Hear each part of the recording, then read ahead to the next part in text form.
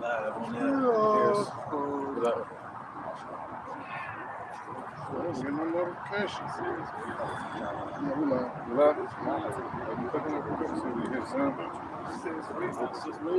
One, two, 1, 2. Yeah, 1, 2, 1, 2. You can hear us? 1, 2, 1, 2. All right, come.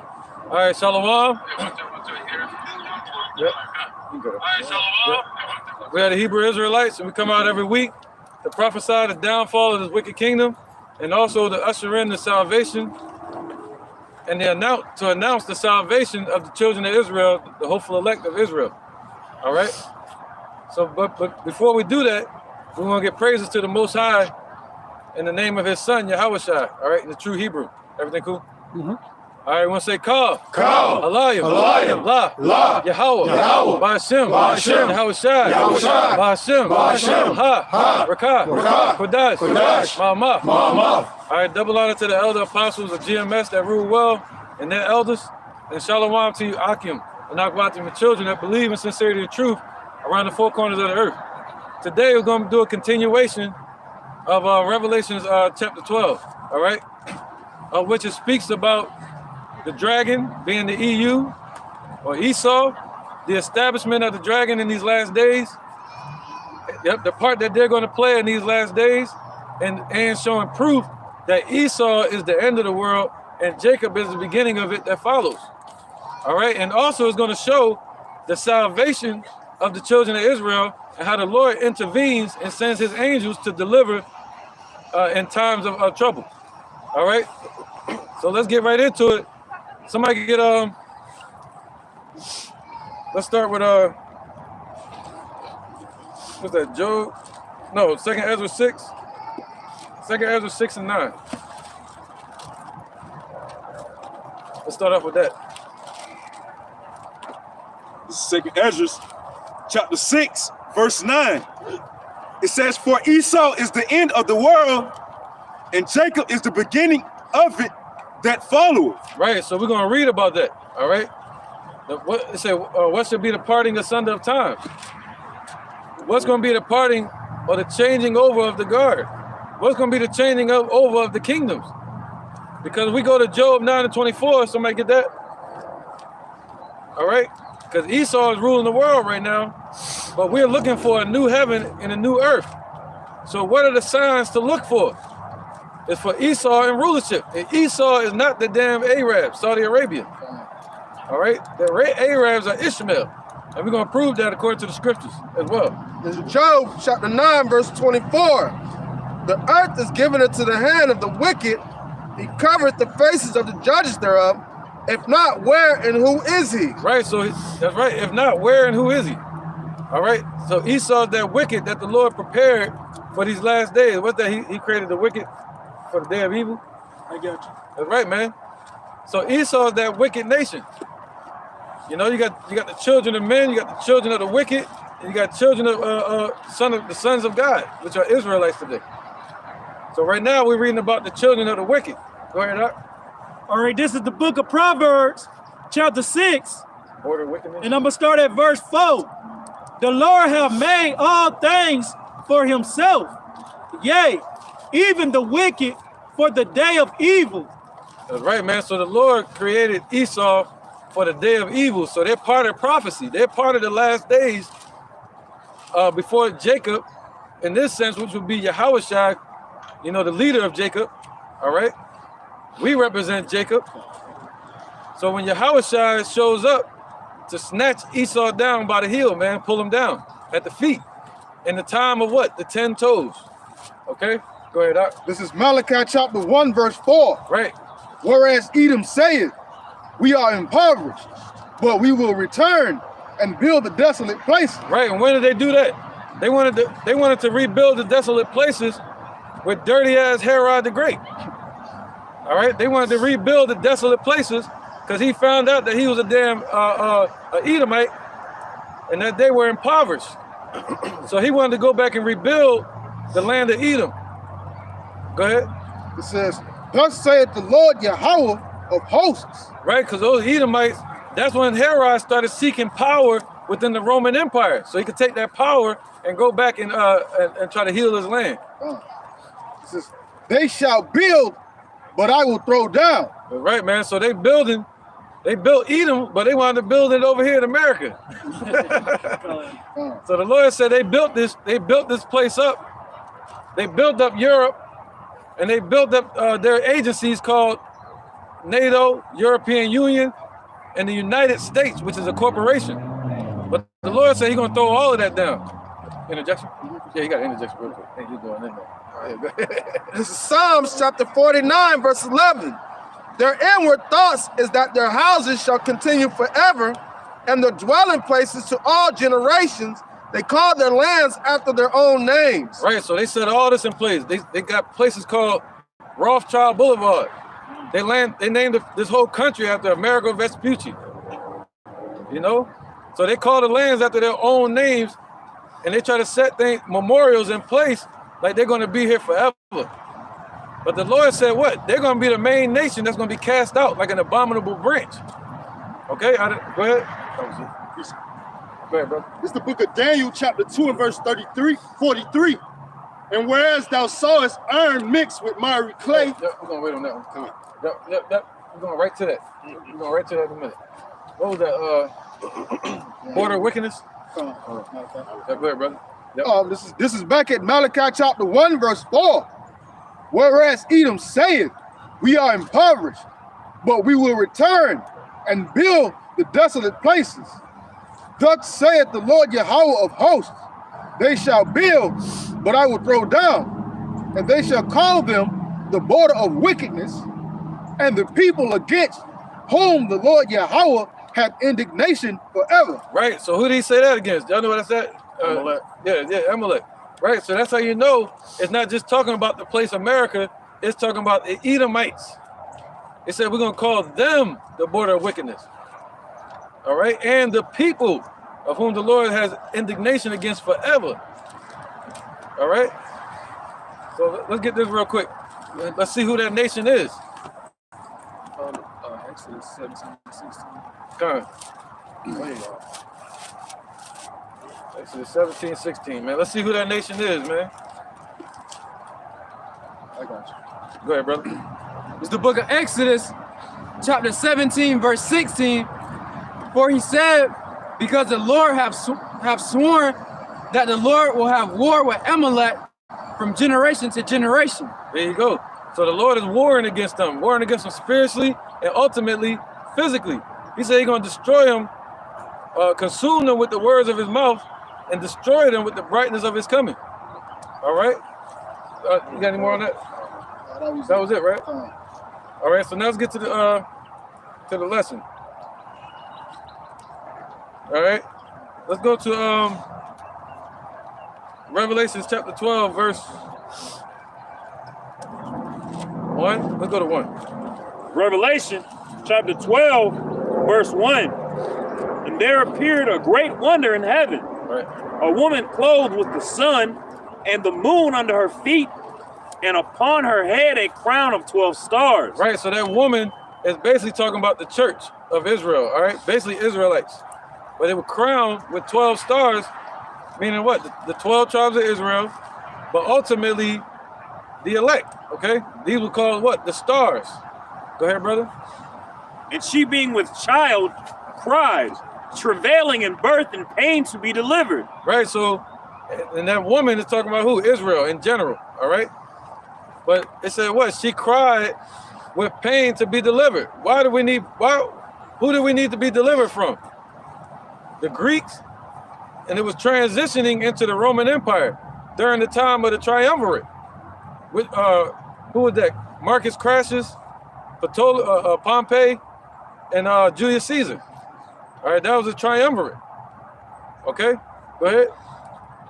Verse 3. And there appeared another wonder in heaven, and behold, a great red dragon, having my bad. Yeah, the sun and the moon under her feet, right? The sun represents that wisdom, and the moon under her feet represents the laws and the statutes and commandments. All right, basically knowledge, wisdom, and understanding. Go ahead, brother. Want me to reread? Verse 3, go ahead. Come on. Verse 3. And there appeared another wonder in heaven, and behold, a great red dragon, having 7 heads and 10 horns, and 7 crowns upon his heads. Right, so that ultimately that number would show up to be what? 27. All right, that goes into the beast. You know, originally it goes back to the 10 common markets of Rome. All right, but later it branched out to become what? The European Union, and it wound up becoming what? 27 nations that helped to establish NATO and the EU. All right, you read that real quick, brother? Con. This is a Wikipedia member state of the European Union. It says the European Union, EU, consists of 27 member states, Right, that's the dragon. which are signatories to the founding treaties of the Union and thereby shares in the privileges and obligations of membership. There you go. That's the power of Rome. That's that Roman Empire. That power that they have together, that's their power structure, right? But what happened is you had something called the Brexit. All right, because it originally started with the 10. Let's get that in Daniel chapter 7 first. Let's go to Daniel chapter 7 where it talks about the 4th kingdom. All right, because it said what? 27 nations, but it was originally 10. It started off with 10. All right, it's called the 10 common markets. And then you had something called the fall of the Roman Empire in 410 AD. All right? When them damn barbarians and Vikings went over there and destroyed the western leg of the empire. This is Daniel chapter 7, verse 24. Right. And the 10 horns out of this kingdom are 10 kings that shall... Can you go back to that verse? Yeah. This one? Yep. 23? Let's say Fourth iron. beast? Yeah, 4th beast. Yep. Okay. Let's say iron, right? 4th beast with great terrible. No, this is iron. Okay, yeah.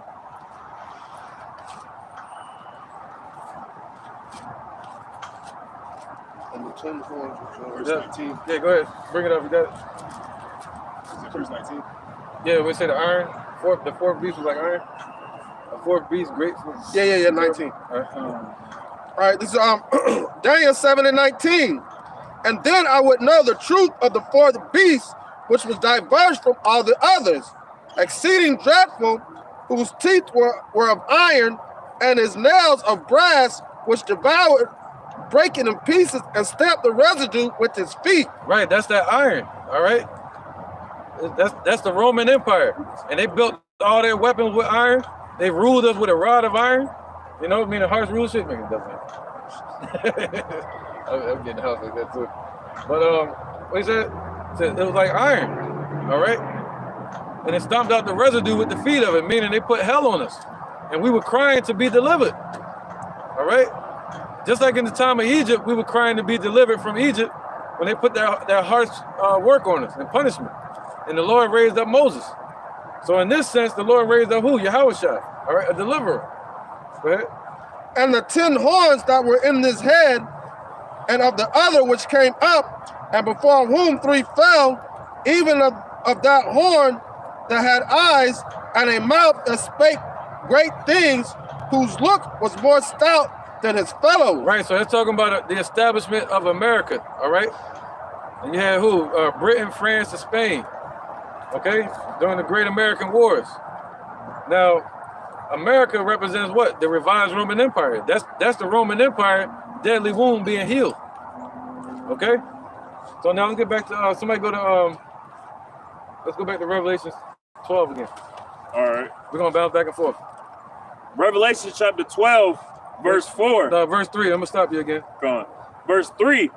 And there appeared another wonder in heaven, and behold, a great red dragon. Right, so that red, we know that red represents Esau. All right, the first was, somebody get that? Genesis 25. All right, and we know that in Revelation 6, the red horse. They're talking about Alexander, the establishment of the Edomites' rulership on this earth. Okay. Go ahead, brother.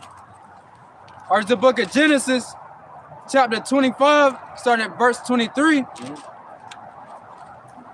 Right, it says, and the Lord said unto her, 2 nations are in thy womb. Right, 2 nations. The nation of Israel, we don't have to get it. The nation of Israel, the Negroes, Latinos, Native Americans, and the speckled bird Israelites scattered around the four corners of the earth, going against Esau. All right, in Rebekah's womb. And in a sense, the earth is like a womb. You know?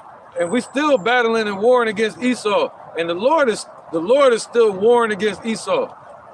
But the Lord said they're going to be the only nation that gets cut off completely. All right, wiped off the earth. Yeah, a little bit more.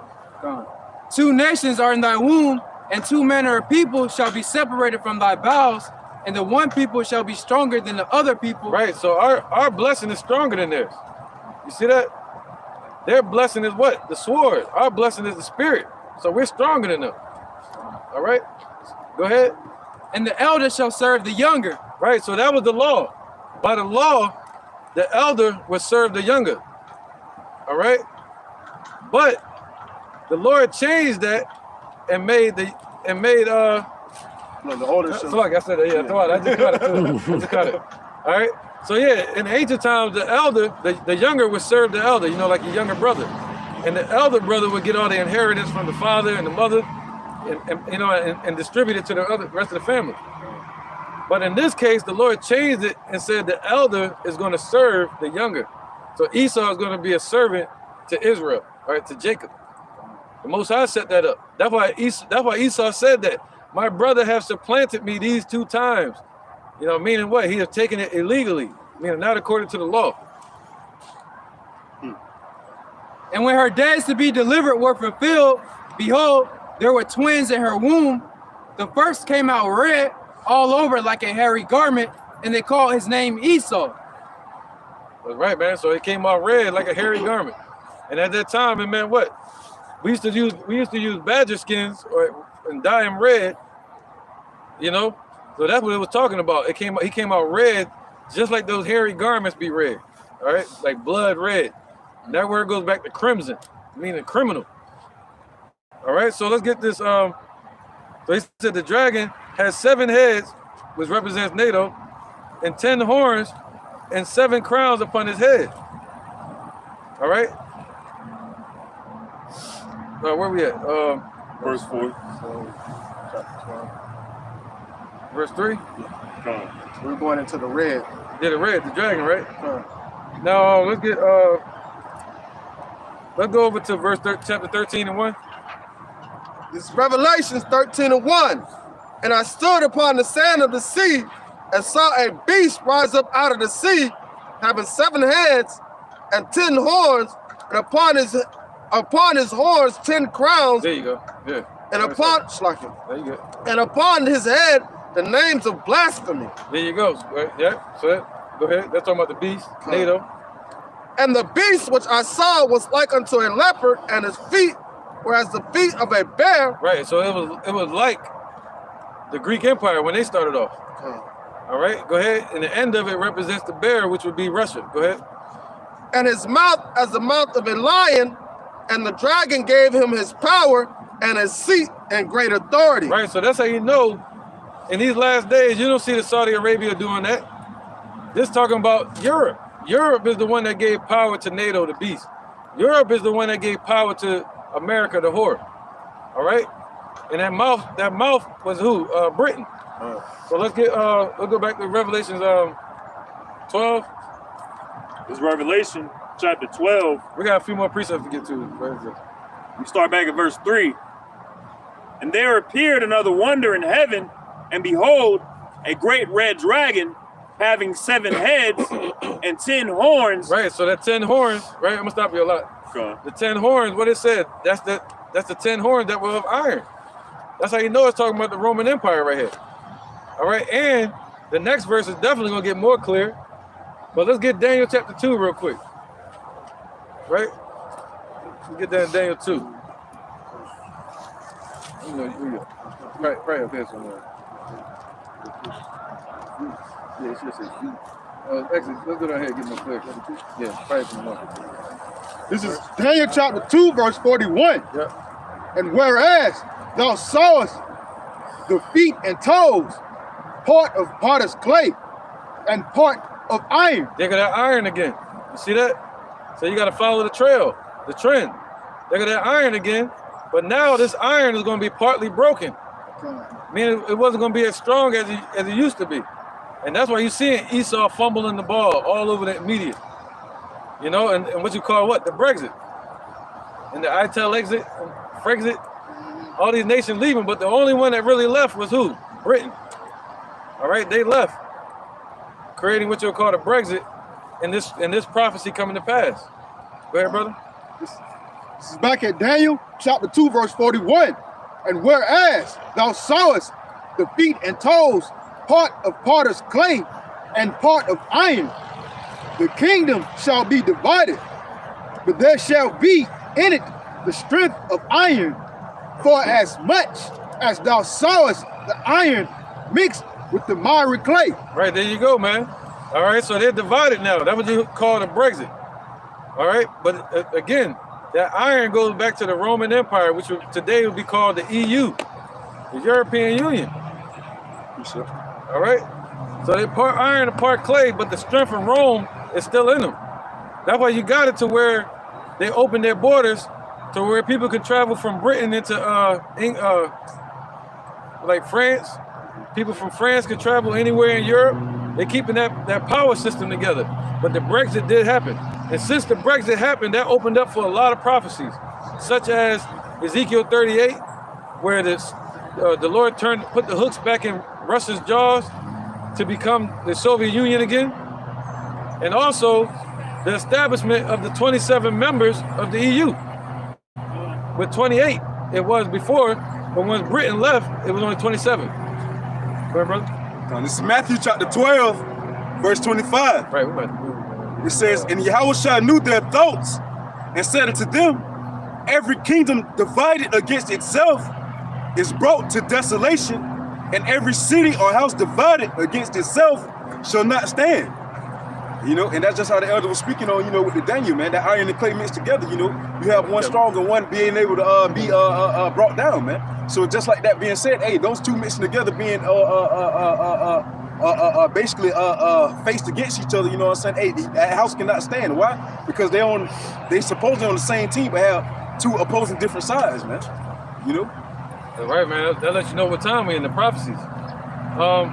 Let's keep going. We might have to move, man. All right, so let's go back. Yep. Revelation 12. Yeah, so now we've proven who the dragon is. You know, yep, it said 10 horns and the iron. That goes to the Roman Empire, man. This Revelation 17 and 8. The beast that thou sawest was and is not, and shall ascend out of the bottomless pit and go into perdition. And they that dwell on the earth shall wonder, whose names were not written in the book of life from the foundation of the world, when they behold the beast that was and is not and yet is. That's right, man. See that? And yet is. What's that? The Roman Empire. All right, the beast that was and is not. They got destroyed in 410 AD, the fall of the Roman Empire, but now it is again. Right? And now it's like, damn, it was part of prophecy. You know, the Roman Empire did exist. It's back. Yeah, it's back through the EU and America. It was the beast that was wounded that was healed. There you go. That's right. The beast that was wounded that got healed, man. The Roman Empire. All right. The deadly wound was healed. That shit throwing me off, but it's all good. I don't know if we move, we probably go over there. If we do. Well, over here, which one? Probably over here, probably, right? Yeah. If we do. Y'all wanna move? I think we should probably, right? Yeah, let's move. I don't even want to play around with this shit today, man. They're gonna get louder. Fucking head hurt, we start yelling. All right, let's rock, man. Get right into it.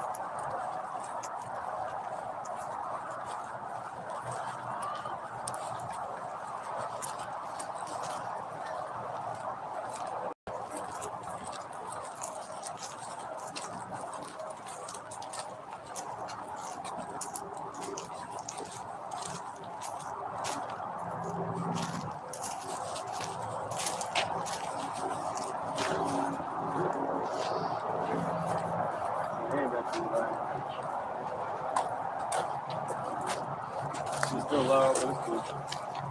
Nah, that's loud. That's loud, but yeah. ¿Quieren el bolso? My bag. Oh, Vámonos.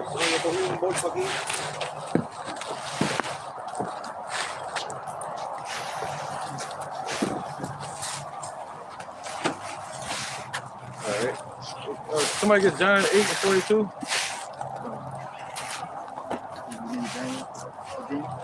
I think it's good on Daniel, right? Yeah, I think it's good on that. Just trying to show that point. Bragging. Say John 8:42. Yeah.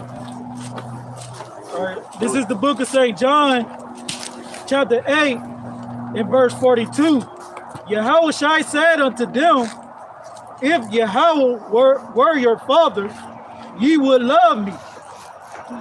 For I proceeded forth and came from the Most High, neither came I of myself, but he sent me.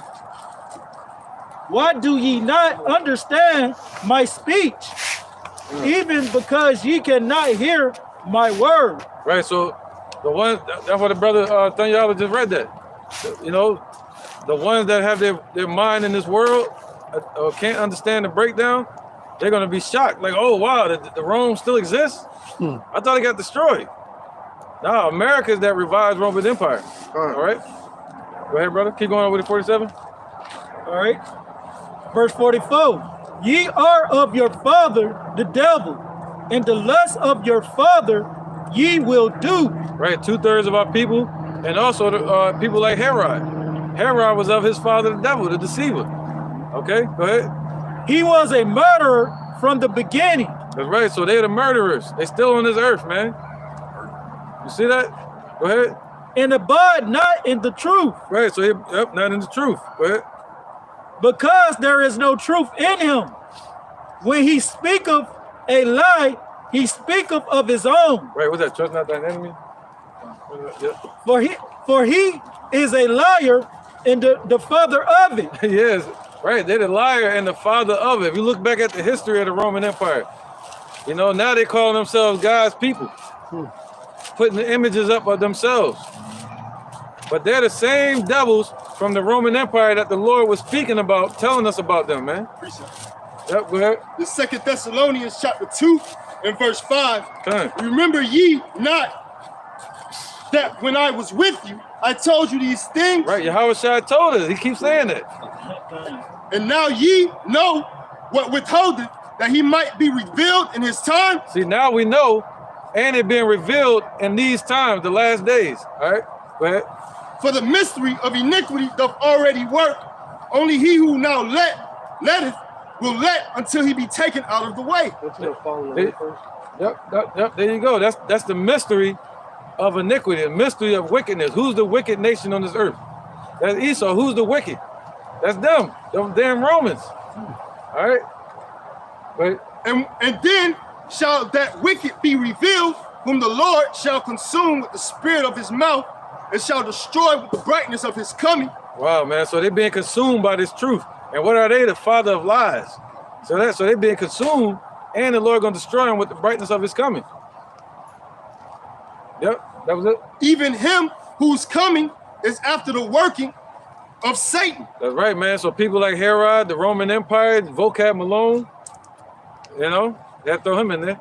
With all power and signs Right, and this guy lying here. wonders. Yeah, him too.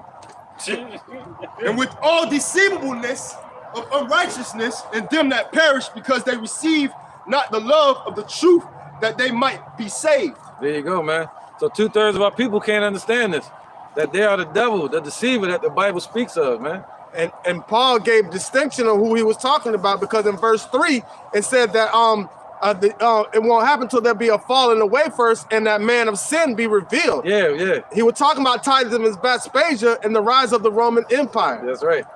That's right, man. Yep. He said the man of sin. That's them damn Edomites. And that's exactly what Titus and Vespasian was, just like Biden.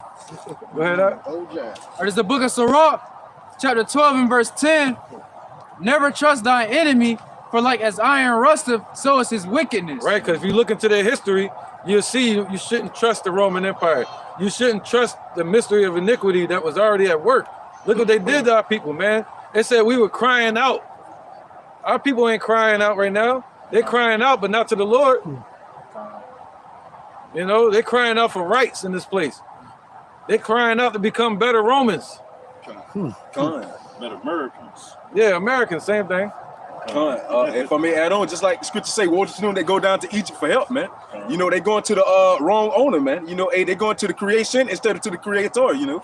So, hey, they going down to Esau, as we was talking about the other day. Hey, as you say, you biting the hand that feeds you, which in a sense 2/3 of our people are doing, man. Hey, why? Because the Lord Yahweh Bashem Yahushua trying to feed them spiritually with these scriptures, but yet they biting the hand, man. But yet, hey, like, what the heck going on? they rubbing the caressing the hand that's poisoning them at the same time, man, which is Esau, you know, taking up for him, but yet deferring away the Lord Yahweh Bashem Yahushua, man. Right, man. They want to save everybody, like they're teaching these Christian churches. John 3:16, save everybody. Or they think the world is going to continue on in Esau's rulership. Just like Esau, they're in the mindset of Esau. Because Esau believed that their house is going to continue forever. When it's not. Go ahead, brother. This is the book of Ezekiel, chapter 21 and verse 9. Son of man, prophesy and say, thus saith the Lord, Yahweh Bashem Yahushua, say a sword is sharpened and also furbished. It is sharpened to make a sore slaughter. It is furbished that it may glitter. Should we then make mirth? It contemneth the rod of my son as every tree. You know, so shall we then make mirth? What conversation we ought to be in, being the Lord's children, being the Lord's people, you so-called Negroes, Latinos, and Native Americans, man. All right, and we're in the times of judgment and utter destruction, man. All right, in the brinks of the Third World War. Whoa. And that sword is being sharpened. Who is the sword of Yahweh Bashem Yahushua? Esau. All right, that glittering sword, that glistening sword that shall be bathed in heaven, man. This place is going to be ultimately destroyed. This is the whole setup. That's the whole reason for the Roman Empire developing America and then developing, splitting the atom, developing the first nuclear bomb to create. The Lord said He created the smith that bloweth the coals in the fire. That's sharpening the sword, man. He's opening up His armory, all to bring Him forth His indignation and destroy this place, man. Have an injection. Right. Go ahead, Alex. This is the book of Jeremiah 49 and 10. But I have made Esau bare. I have uncovered his secret place, and he should not be able to hide himself.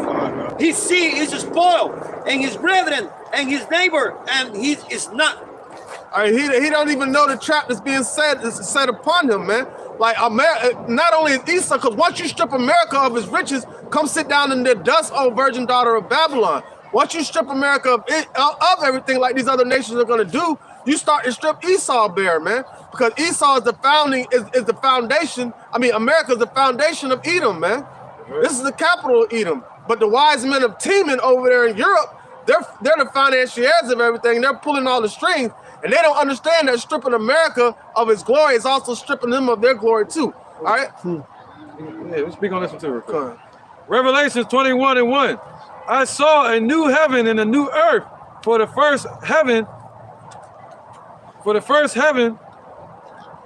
and the first earth were passed away, and there was no more sea. All right, so the first heaven and the first earth is passed away. Like, if you go back to our slavery days, this is heaven for Esau, man. So this first system, this first earth, the first time period is passed away. So now we're transitioning into a new time period, man. Right, I'm talking about going all the way back to the time of Adam. All of that's passing away. All that's passing away. That's right. Sin's gonna be passed away. Yep. For the children of Israel. Right. It says what? Ecclesiastes 1 and 4, one generation passeth away, and another generation cometh, but the earth abideth forever. All right, so that goes against the theory that this earth is gonna blow up and you guys gonna have to move to another earth. When it said the first earth and the first heaven that passed away, the first rulership and the first system is gonna be passed away. 2 Peter 3 and 10. But the day of the Lord will come as a thief in the night, in which the heavens shall pass away with a great noise, and the elements shall melt with fervent heat. And what is that? Your nuclear fallout. Missiles being dropped everywhere. This whole system being obliterated and destroyed, right, and brought down to the foundation. Right, all the works that Esau has done. It's gonna be stubble. That's right. The earth also and the works that are therein shall be burned up. So why are you trying to establish something on this side, IUIC, ISUPK? All right, why would you want to establish something that's missile food? Everything that's being brought up and erected in this system is being erected to be destroyed. All right, it said if it's even his children, if his children be multiplied, it's for the sword, man. Right. They say punks jump up to get beat down. Con. All right, man. That was good speaking too, brother. All right, where was that? Anybody got a precept we was on? Revelation 12. Revelation 12. We did John 8 all the way to 47, right? 42 and 47. I stopped at 44. Okay, go ahead, brother. All right, this is back at St. John, chapter 8, verse 45. And because I tell you the truth, ye believe me not. Which of you conceive me of sin? Oh, and man, listen. Yo, Yahushua was going off of them because they were so caught up in them traditions of men and try to please the Romans that they didn't even understand that Yahushua was sent by the Father. So if you really had love for the Father, you would have accepted Yahushua. That's what Yahushua was trying to explain to him at that moment. But you're so caught up in the authoritative seat that the Romans have given you, all right, that you didn't want to lose your seat because Yahushua was denouncing your throne, man. Yahushua was saying, this is the way, I'm the way, but they wanted everybody to go through them. So the Lord was condemning them and saying, man, you are your father, the devil, the Romans. Right, yep, because Yahushua was a threat to them. Con. Yahushua is a threat to their power seat. Con. Just like Yahushua is a threat to IUIC's power seat, their money.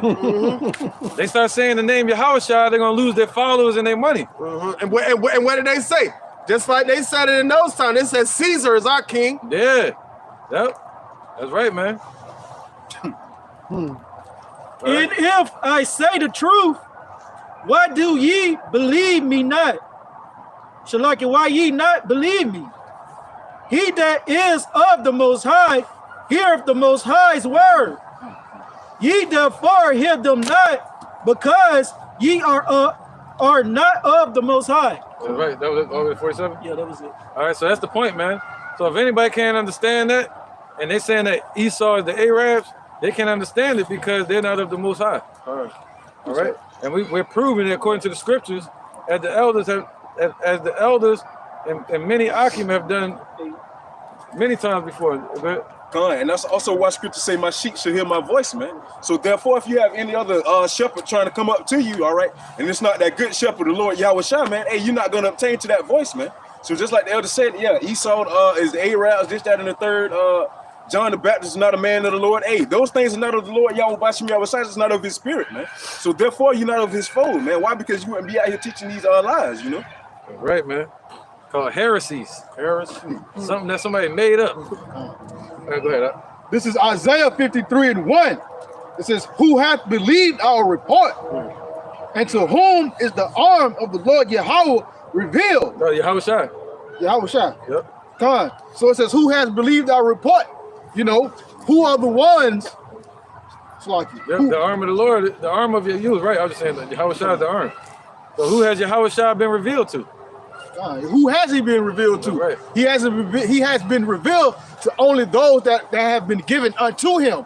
Like the brother was reading in John. Right. The other, we'll say the wicked of our people, they didn't believe.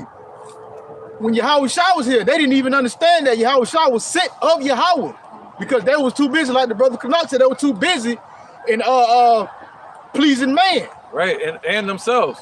You had the Sadducees that had their own belief. They didn't believe in the spirit or the resurrection or the Son of the Most High. And you had the Pharisees, they only believed in the law and the ways of Moses. And you know, and if with Yahushua on the scene, they got to step down and they got to do what Yahushua says. And whomever Yahushua set up to be priest, because at that time the Most High designated Yahushua to be the high priest. He said, "This is my beloved son, hear ye him." And they didn't like that. And another thing is, and Yahushua was trying to explain to them, if you were really caught up in Moses, because they were really caught up in themselves. But if you really believe Moses, because Moses said, he prophesied of Yahushua coming, he said, there shall be risen up among your brethren one like unto me, him shall ye listen to. All right, so when Yahushua came onto the scene, they didn't listen to him, so they didn't believe Moses. Right. That's right, man. All right. So let's get into more that the Lord. Somebody get Revelations 1. Go ahead. And I just was gonna get a scripture on that topic on just vainglory. And it's Galatians 5:26. Let us not be the serious of vainglory, provoking one another, envying one another. Because that's ultimately what those wicked scribes and Pharisees did. All right, they was caught up into themselves, even so much that they add on to the word, man, and create their own wayward doctrines, the heresies. You know? Right, man. The last chapter of the book, Revelations 22 and verse 18. Any man addeth to the word of the Lord, all right, he's going to add those plagues unto you, man. Roughly paraphrase. And what did Yahushua do? Yahushua, they were talking about law, but Yahushua condemned them according to the law. What did Yahushua say?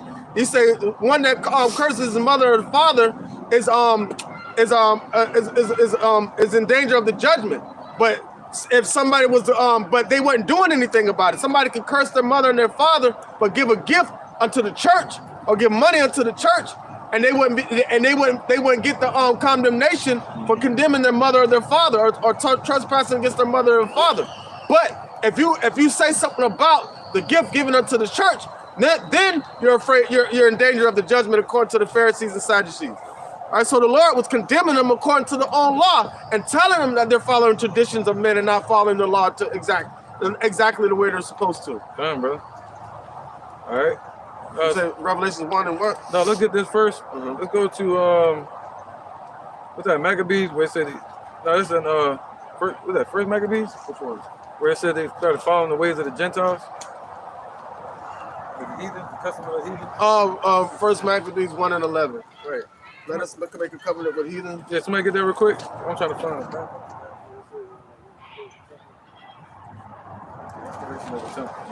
You know, the rededication. First Maccabees 1 and 11, I think. This is First Maccabees 1 and 11. In those days went there out of Israel wicked men who persuaded many, saying, let us go and make a covenant with the heathen that are round about us. For since we departed from them, we have had much sorrow. Keep going. All right. Verse 12. Yep. So this device pleased them well. Then certain of the people were so forward herein that they went to the king, who gave them license to do after the ordinances of the heathen, whereupon they built a place of exercise at Jerusalem. Right, they built the gym. Right, so we ain't gotta go no further. So when did that happen? 168 BC, right? That was with what was his name again? Antiochus Epiphanes and the Greeks, and that was before the Roman Empire.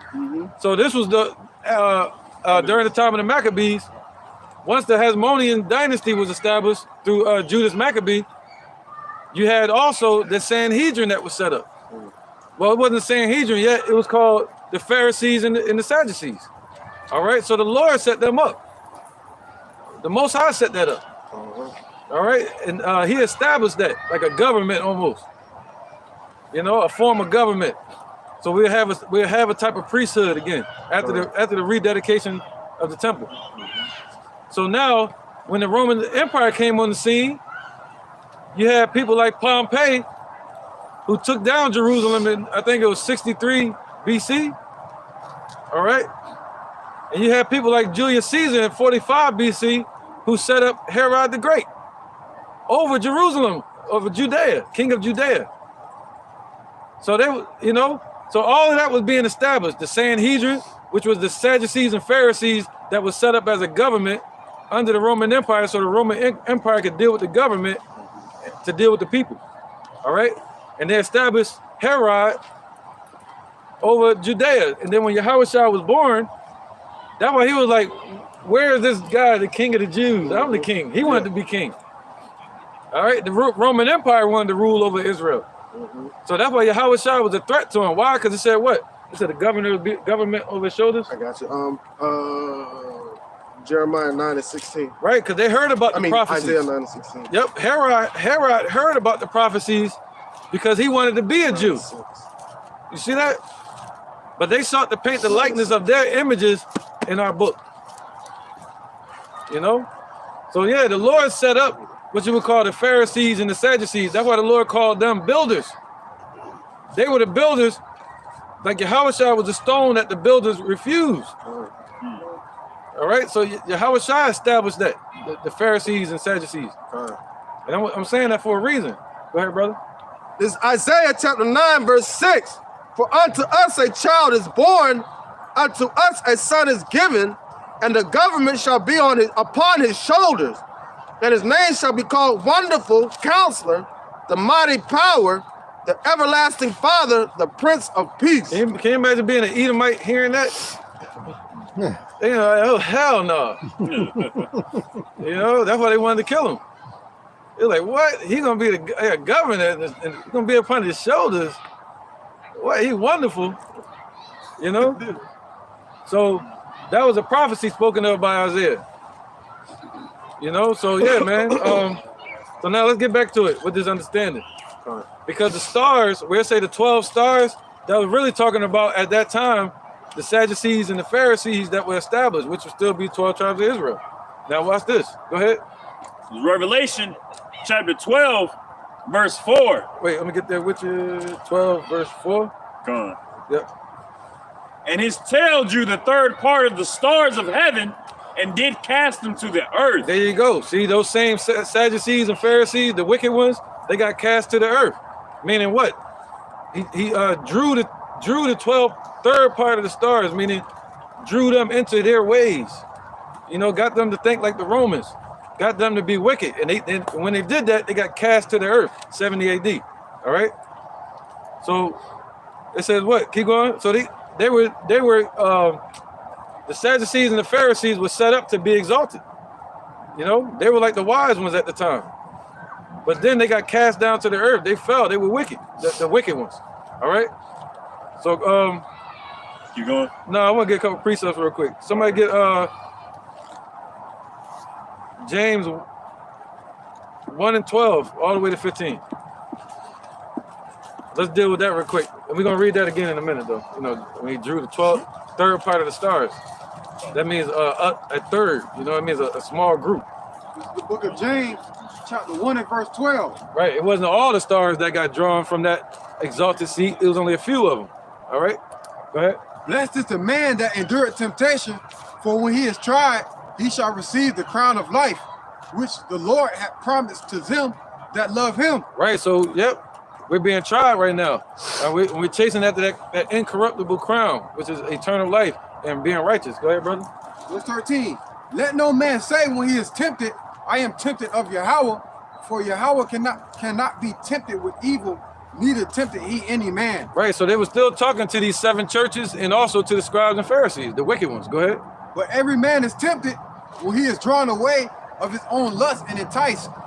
Then when lust have conceived, it bringeth forth sin, and sin, when it is finished, bringeth forth death. There you go. So all them Sadducees and Pharisees, they were telling people they had to be circumcised to be delivered. They were willing to kill somebody. They even set up Yahushua to be killed. You see that? So they were siding with the Romans. So he drew them down from that rulership. All right? Go ahead, brother. This is the book of Revelations, chapter 9 and verse 16. Right. These are what you call puppet rulers. And also they were kicking our ass with the triumvirate. All right, go ahead. And the number of the army of the horsemen were 200,000. And I heard the number of them. And thus I saw the horses in the vision, and them that sat on them having breastplates of fire and of adjacent the water, and brimstone, and the heads of the horses were as the heads of lions, and out of their mouths issued fire and smoke and brimstone. By these 3 was the third part of men killed, by the fire and by the smoke and by the brimstone which issued out of their mouths. Right, and that's ultimately talking about the wicked. All right, you got 2/3 of our people that are wicked. You know, the third part of men represent Esau, but our people following after the ways of Esau. It pertaining to the book of John 8 and 44. Yep. All right, ye are of your father the devil, and the lust of your father he will do. Which he was speaking on about Cain, all right, but he was talking to 2/3 of our people, man. That's right, and the Lord said, what? He gonna number them with the wicked. All right, so that's right, man. So those same wicked scribes and Pharisees that fell off back then, that John was going against. That's why he set up his own stuff called the baptism. He was staying away from them. All right, and he had his own followers like Andrew, which was the older brother of Peter. You know, and he was teaching them about Yahushua showing up and the true way of repentance, not just going to sacrifice anymore. You know, sacrificing the lamb, but then still being wicked. All right, let's keep going. 12. Revelation 3:1.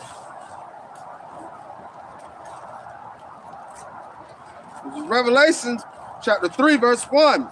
And to the angel of the church and Sardis. and Sardis, write these things, saith he that hath the 7 spirits of Yahweh and the 7 stars.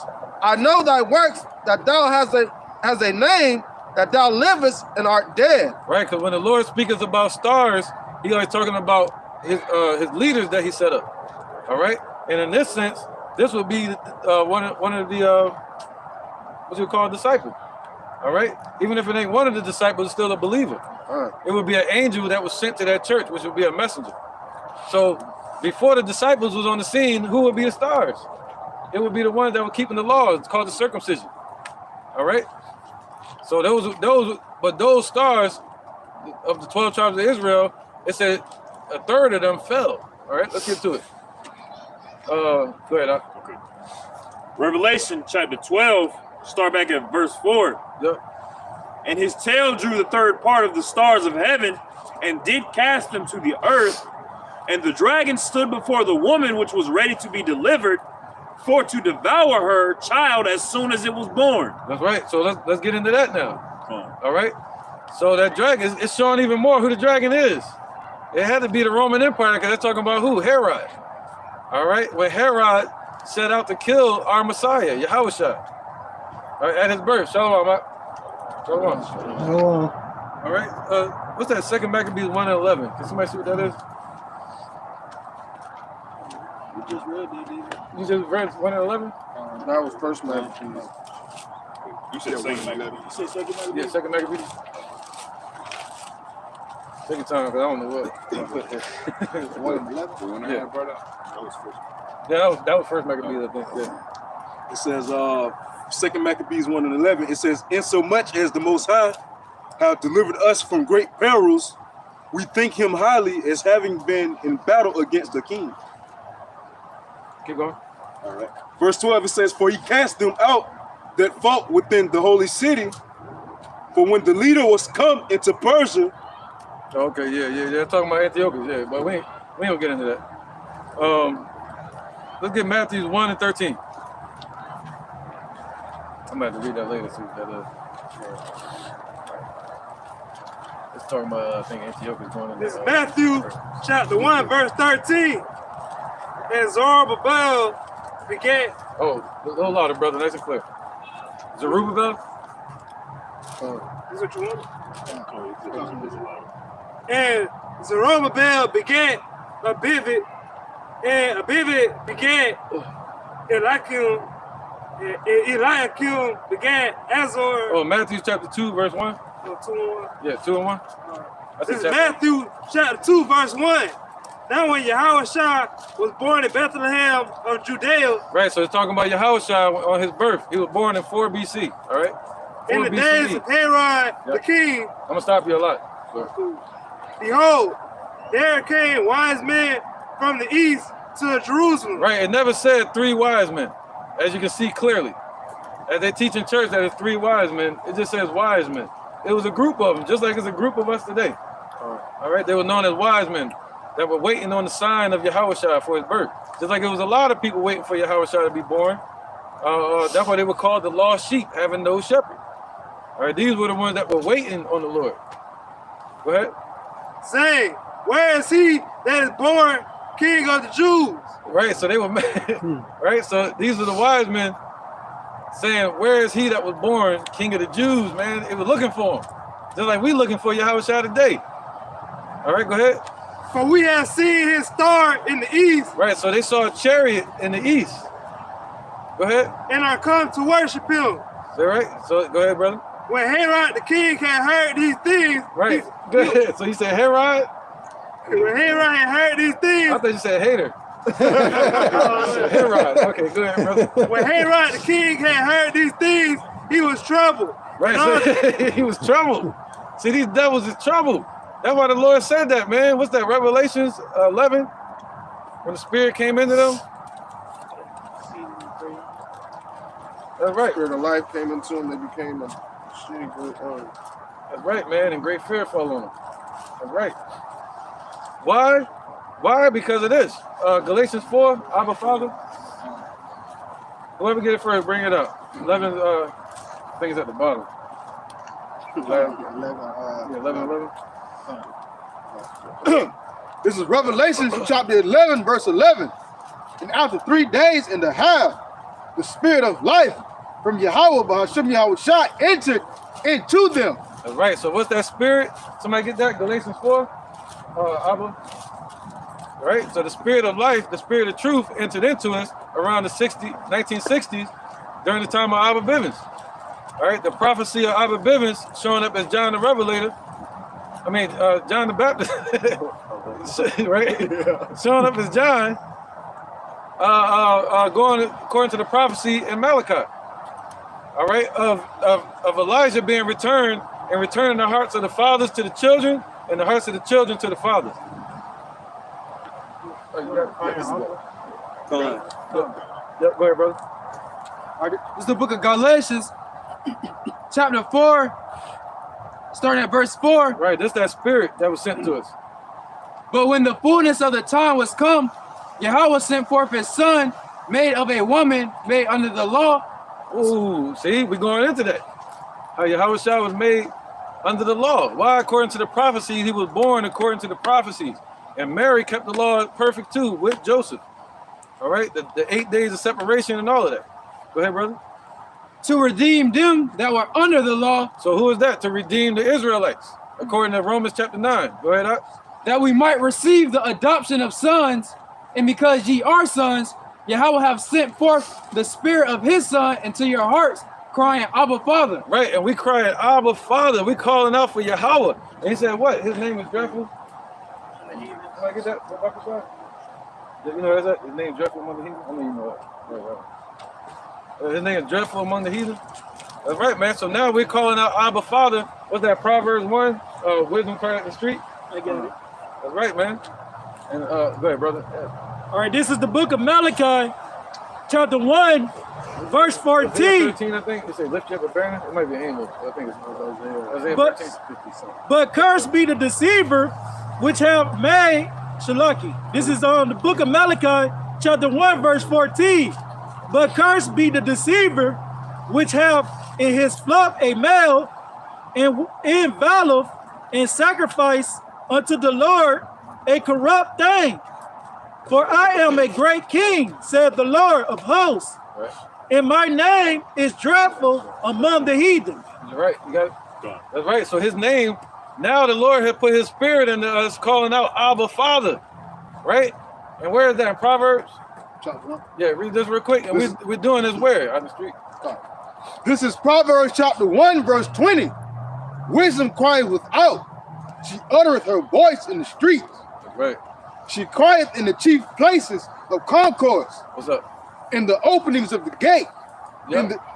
In the city, she uttereth her words, saying, how long, ye simple ones, will ye love simplicity? And the scorners delight in their scorning. That's right. So we come out here and we cry out to the Father out in the open. All right. So now that name is dreadful among the heathens, right? You got something else I missed? Go ahead, brother. This is Isaiah chapter 13, verse 2. Lift ye up a banner upon the high mountain, exalt thy voice unto them, shake the hand that they may go into the gates of the nobles. Right, and what they're going to say in the gates of the nobles? They're going to be telling Esau, according to Revelation 13, that they're going in slavery. What they're going to be saying in the gates of the nobles? We're going to be calling out to the Father out in the open. That's scary as hell to them. We're calling on our help. All right, we're looking to the hills, to Yahweh B'Hashem Yahushua for help. And they call it anti-Semitic. That's right, man. When they see signs of Yahweh Shai coming back and things like that, they call it being anti-Semitic. And when we're Shemitic. It's really anti-Edomite. Right. That's what they're trying to say. You know, Esau was using code words and shit. You know, they don't have no problem changing the word around. Right, let's finish that. Where was that? Somebody reading something? 12. Revelation 11. Right? No. Oh, that was 11. That was Revelation 11. Okay. Revelation 11? 11 and 11. Yeah, I think you were reading. Fine. This is Revelation chapter 11, verse 11. And after 3 days and a half, the spirit of life from Yahweh Bahasham Yahweh Shai Right. entered into them, There you go. Yahweh Shai's spirit, us calling out Abba Father, Yahweh, go ahead. and they stood upon their feet, and great fear fell upon them which saw them. See that? That's why they got fear. All right, that's why they scared, because they see us calling out to the name that's dreadful among them. All right? And we standing upon our feet. Not just because we standing, but that we calling out to the Father, man. That's scary to them. Go ahead, brother. This is 2 Samuel chapter 22, verse 7. In my distress, I called upon the Lord and cried to my power, and he did hear my voice out of his temple, and my cry entered into his ears. Then the earth shook and trembled, the foundations of heaven moved and shook because he was wroth.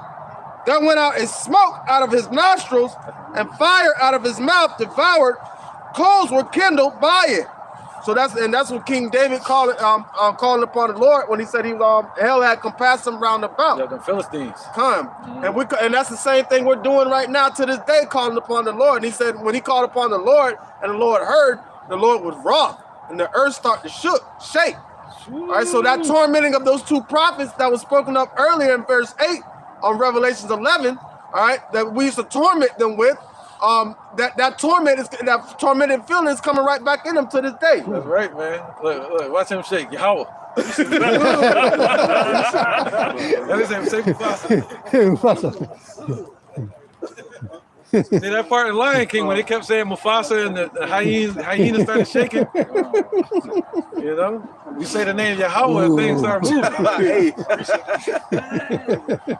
All right? That's right, man. We out here talking about Yahweh and his son Yahweh Shai. That's all, you know. So-called Hey, backman. God. Right, man. Hey, shit, we that little cub down here that's a Mufasa, then that big roar come out finding their ass scared. Right, man. Yeah, that big roar behind us, right? Yeah, We down here roaring. That's a good lesson, man. All right, for the children and stuff to watch. Yeah, that's a good one. But This is the book of Ezekiel 37 and 10. So I prophesied as he commanded me, and the breath came into them, and they lived and stood up upon their feet, an exceeding great army. right, man. Army of the Lord, man. All right? An army of the Lord that prays. That's the most powerful army in the world. A praying army. You know, now we're praying to the Lord, and they messed up. You know they're fucked up, right? You know you're that's right. At that point. Go ahead, Kabash, you finished where you was at? Yeah, Matthew, where was that? Quick precept. Matthew 2 and 4. Oh, we got one more precept. Go ahead. This is Judah chapter 9, verse 11. It says, "For thy power standeth not in multitude, nor thy might in strong men. For thou art a God of the afflicted, and helper of the oppressed, and upholder of the weak, and protector of the forlorn, a savior of them that are without hope." You know, just like the elder was saying, man, hey, it's not stronger than the army that's on their knees, man. You know, hey, so Praying, with that being praying. praying. All about this. Yeah, they got their little letter community. They like, you motherfucking right.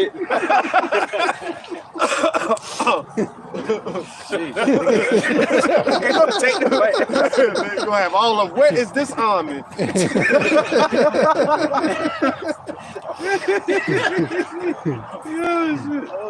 right, man, let's finish this, man. Precept? All right, go ahead, real quick. This is Jeremiah 51 and 20. Thou art my battle axe and weapon of war. For thee will I break in pieces the nations, and thee will I destroy kingdoms. Okay, you got. Oh, you want me? All right. Oh, you just help them out. Go ahead, speak on it. Okay, man. We're the Lord battle axe. We're meant to destroy kingdoms, man. Right. For Yahweh Shema outside. Right, the best way to do it is what? Prophesying. Through his word. That's right. His word, man, prophesying. That's how you're gonna destroy it with the stone that's gonna destroy the 10 toes.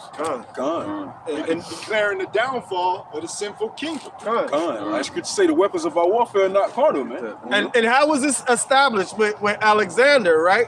And going into Revelation chapter 6 is established with Alexander, but within that, the establishment of their kingdom, in his mind, he knew that what would destroy the kingdom, because he said he's not afraid of an army of lions led by sheep. He's afraid of an army of sheep led by a lion. Woo. And what is that referencing to? The children of Israel rising up, being led by Yahushua, man. Right. The conquering lion of Judah. Precept real quick. This is Daniel chapter 2, verse 45.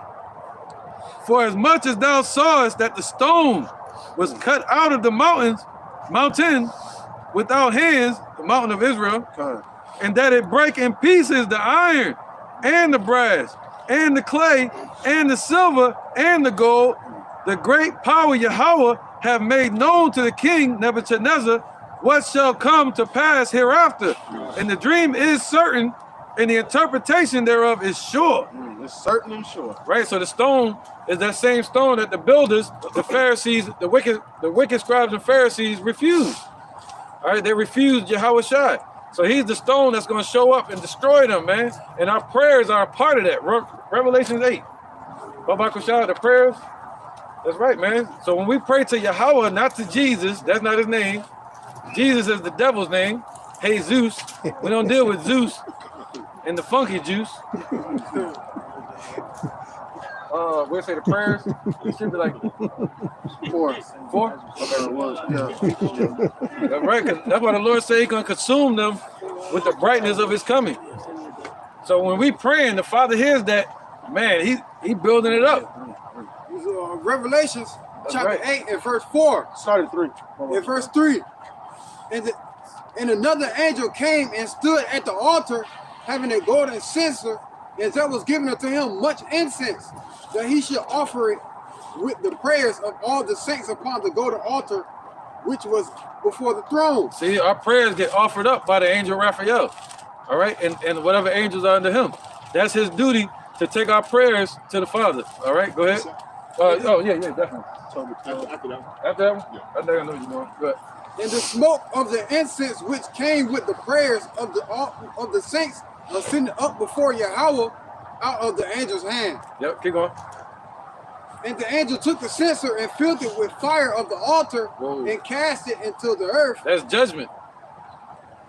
And there were voices and thunderings and lightnings and an earthquake, and the 7 angels which had the 7 trumpets prepared themselves to sound. There you go, the 7 angels, all right? So that's the destruction. All right, so when the Lord gets our prayers, he gonna take that, he gonna what? Bring everything we praying about and prophesying about. And we pray according to the scriptures. We pray that the Lord bring fire. We're not praying that he bring water. We're praying that the Lord bring fire to this place. And that's how he gonna do it. We're praying that the Lord destroys Esau according to Revelations, what's that, 13%? Captivity and all that? Wait, brother. Yeah. This is the book of Obadiah, 21 straight. And a Savior should come up on Mount Zion to judge the monk of Esau.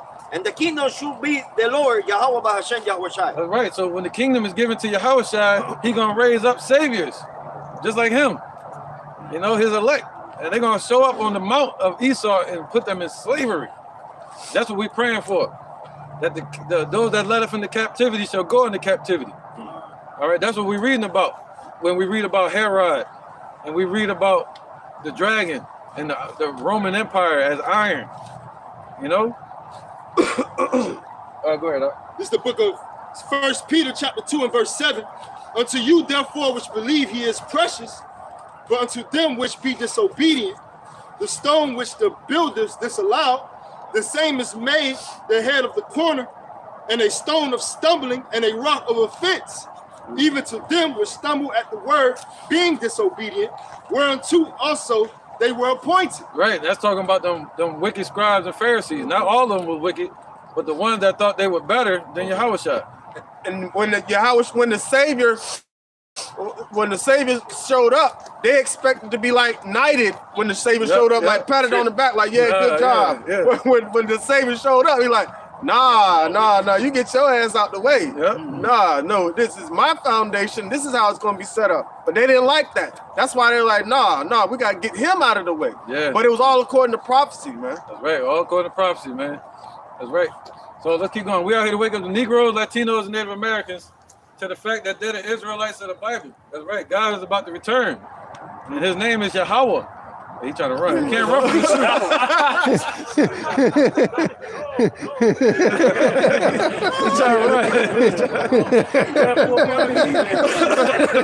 Where you going? He turned the Forrest Gump. Ain't stopped running yet.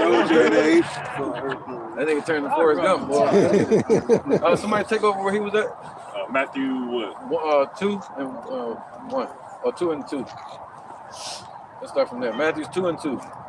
Let's go back to that real quick. What verse?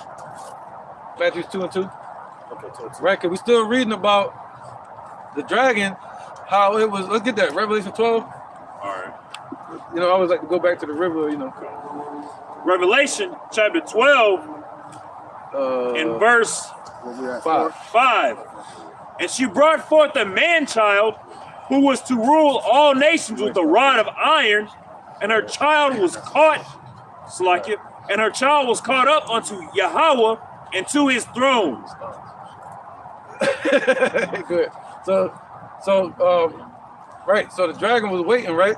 Go on. It was waiting. You want me to read it? No, I got you. It brought forth a man-child, talking about Israel, right? And the she represents Israel, the nation of Israel being the woman. The Lord said he has likened the daughter of Zion to a comely and delicate woman. And it says what? Who was to rule all nations with a rod of iron. That's what the Most High told to Yahushua. He said, what is that? You should break them, you should rule them with a rod of iron. He said it just like that. Yeah, he did it. He said it in break them like a potter's vessel. He said that to King David. Yep. He said it twice in the Bible. One time he said it about Yahushua, and that time what you talking about. Then later on, Yahushua said it about us. Revelations 2. 30. Go ahead, read that one. Revelations 2 and 27. Salaki. Anybody get it first? I got a precept. Yeah. I need the vessel one real quick. He should rule. He gonna rule with a rod of iron. This Revelations 2 and 27. He shall rule them with a rod of iron, as the vessels of a potter shall they be broken to shivers. Woo. Even as I received of my Father. All right, man. All right. So I will give him the morning star. Yeah, man. Which is him himself. That's right. So that right there was talking about the Lord raising up men that are going to rule with the rod of iron, just like Esau did to us. All right, double unto them what they've done to us. Okay.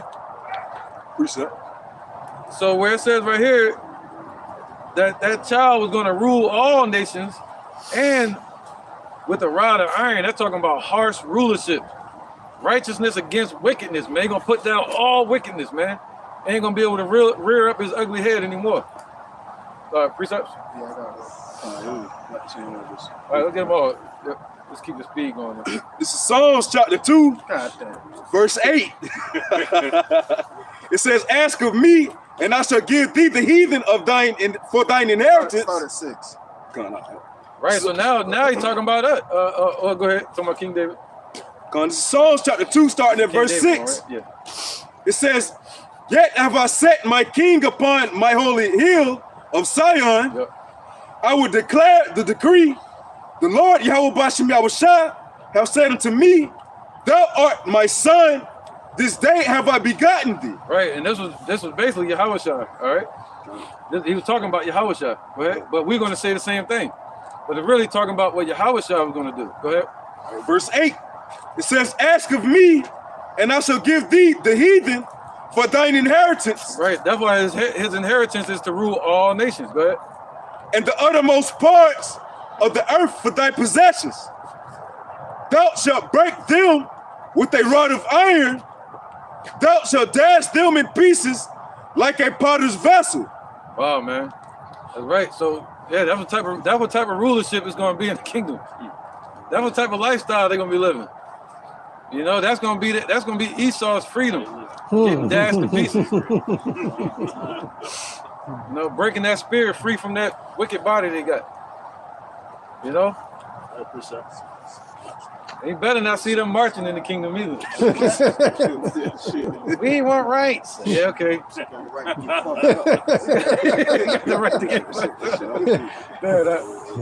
This is the book of Isaiah, chapter 30, verse 14. And he shall break it as the breaking of the potter's vessel that is broken in pieces. He shall not. He on it? He's on it. Yeah. Yeah. He shall not spare, so that there shall not be found in the bursting of it a shard Yep. to take fire from the hearth, or to take water without of the pit. That's right, man. So basically going to destroy Esau from root to tutor. All right, going to do away with Esau. All right, next precept. This Isaiah 60 and 12. Yep. For the nation and kingdom that will not serve thee shall perish, yea, those nations shall be utterly wasted. Right, because that's what the Lord said. He said, every knee shall bow and every tongue shall confess. And anybody that doesn't want to serve the Lord, he said, bring them hither before me and slay them. All right? So all these nations are going to bow down to our King, Yahushua. Even 2/3 of our people are going to bow down to him in the kingdom. All right, so let's get back to this point. So it says what? Revelation 12 and 5, and she brought forth a man-child, Yahushua, who was to rule all nations with the rod of iron. We just read that. And her child was caught up unto Yahweh and to his throne. What's that? Acts chapter what? Chapter 1? Get it? Babakusha? All right, so what child is that? All right, what child is that? And we're going to get back to Herod too in a second. All right, this is Acts chapter 1, verse 9. Right, we were out here reading about Yahushua, you know, a so-called Negro from the tribe of Judah who they killed. Really dealing with them there. All right, Acts chapter 1, verse 9, it says, and when he had spoken these things, they beheld, and he was taken up, and a cloud received him out of their sight. Right, you go ahead. And while they looked steadfastly toward heaven, as he went up, behold, 2 men by them in white apparel, which also said, ye men of Galilee, why stand ye gazing unto heaven?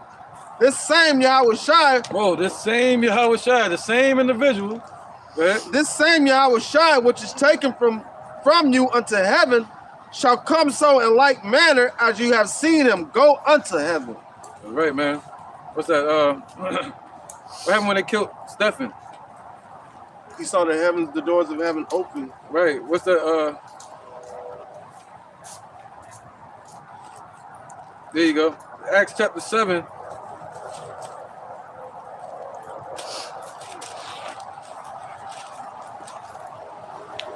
Acts chapter 7, verse 59 and 55.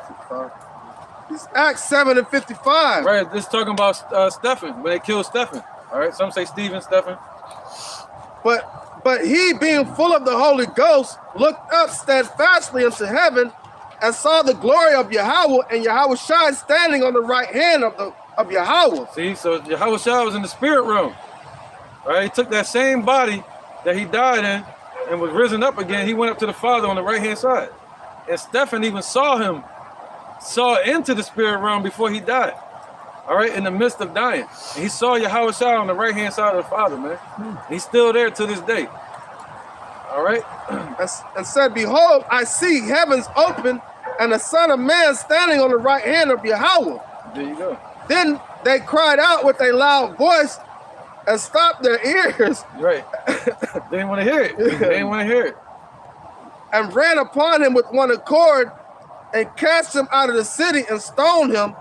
And the witnesses laid down their clothes at a young man's feet, whose name was Paul. Yep. So this was when they stoned Stephen. So that's why you're not supposed to fear death, man. You never know what you're going to see at your death. You know, you might see into the spirit realm and see the Lord right there. You know? And that's just it, man. We live after these bodies, man. There's life after death. There's nothing to fear. Okay? So let's get back to this point. And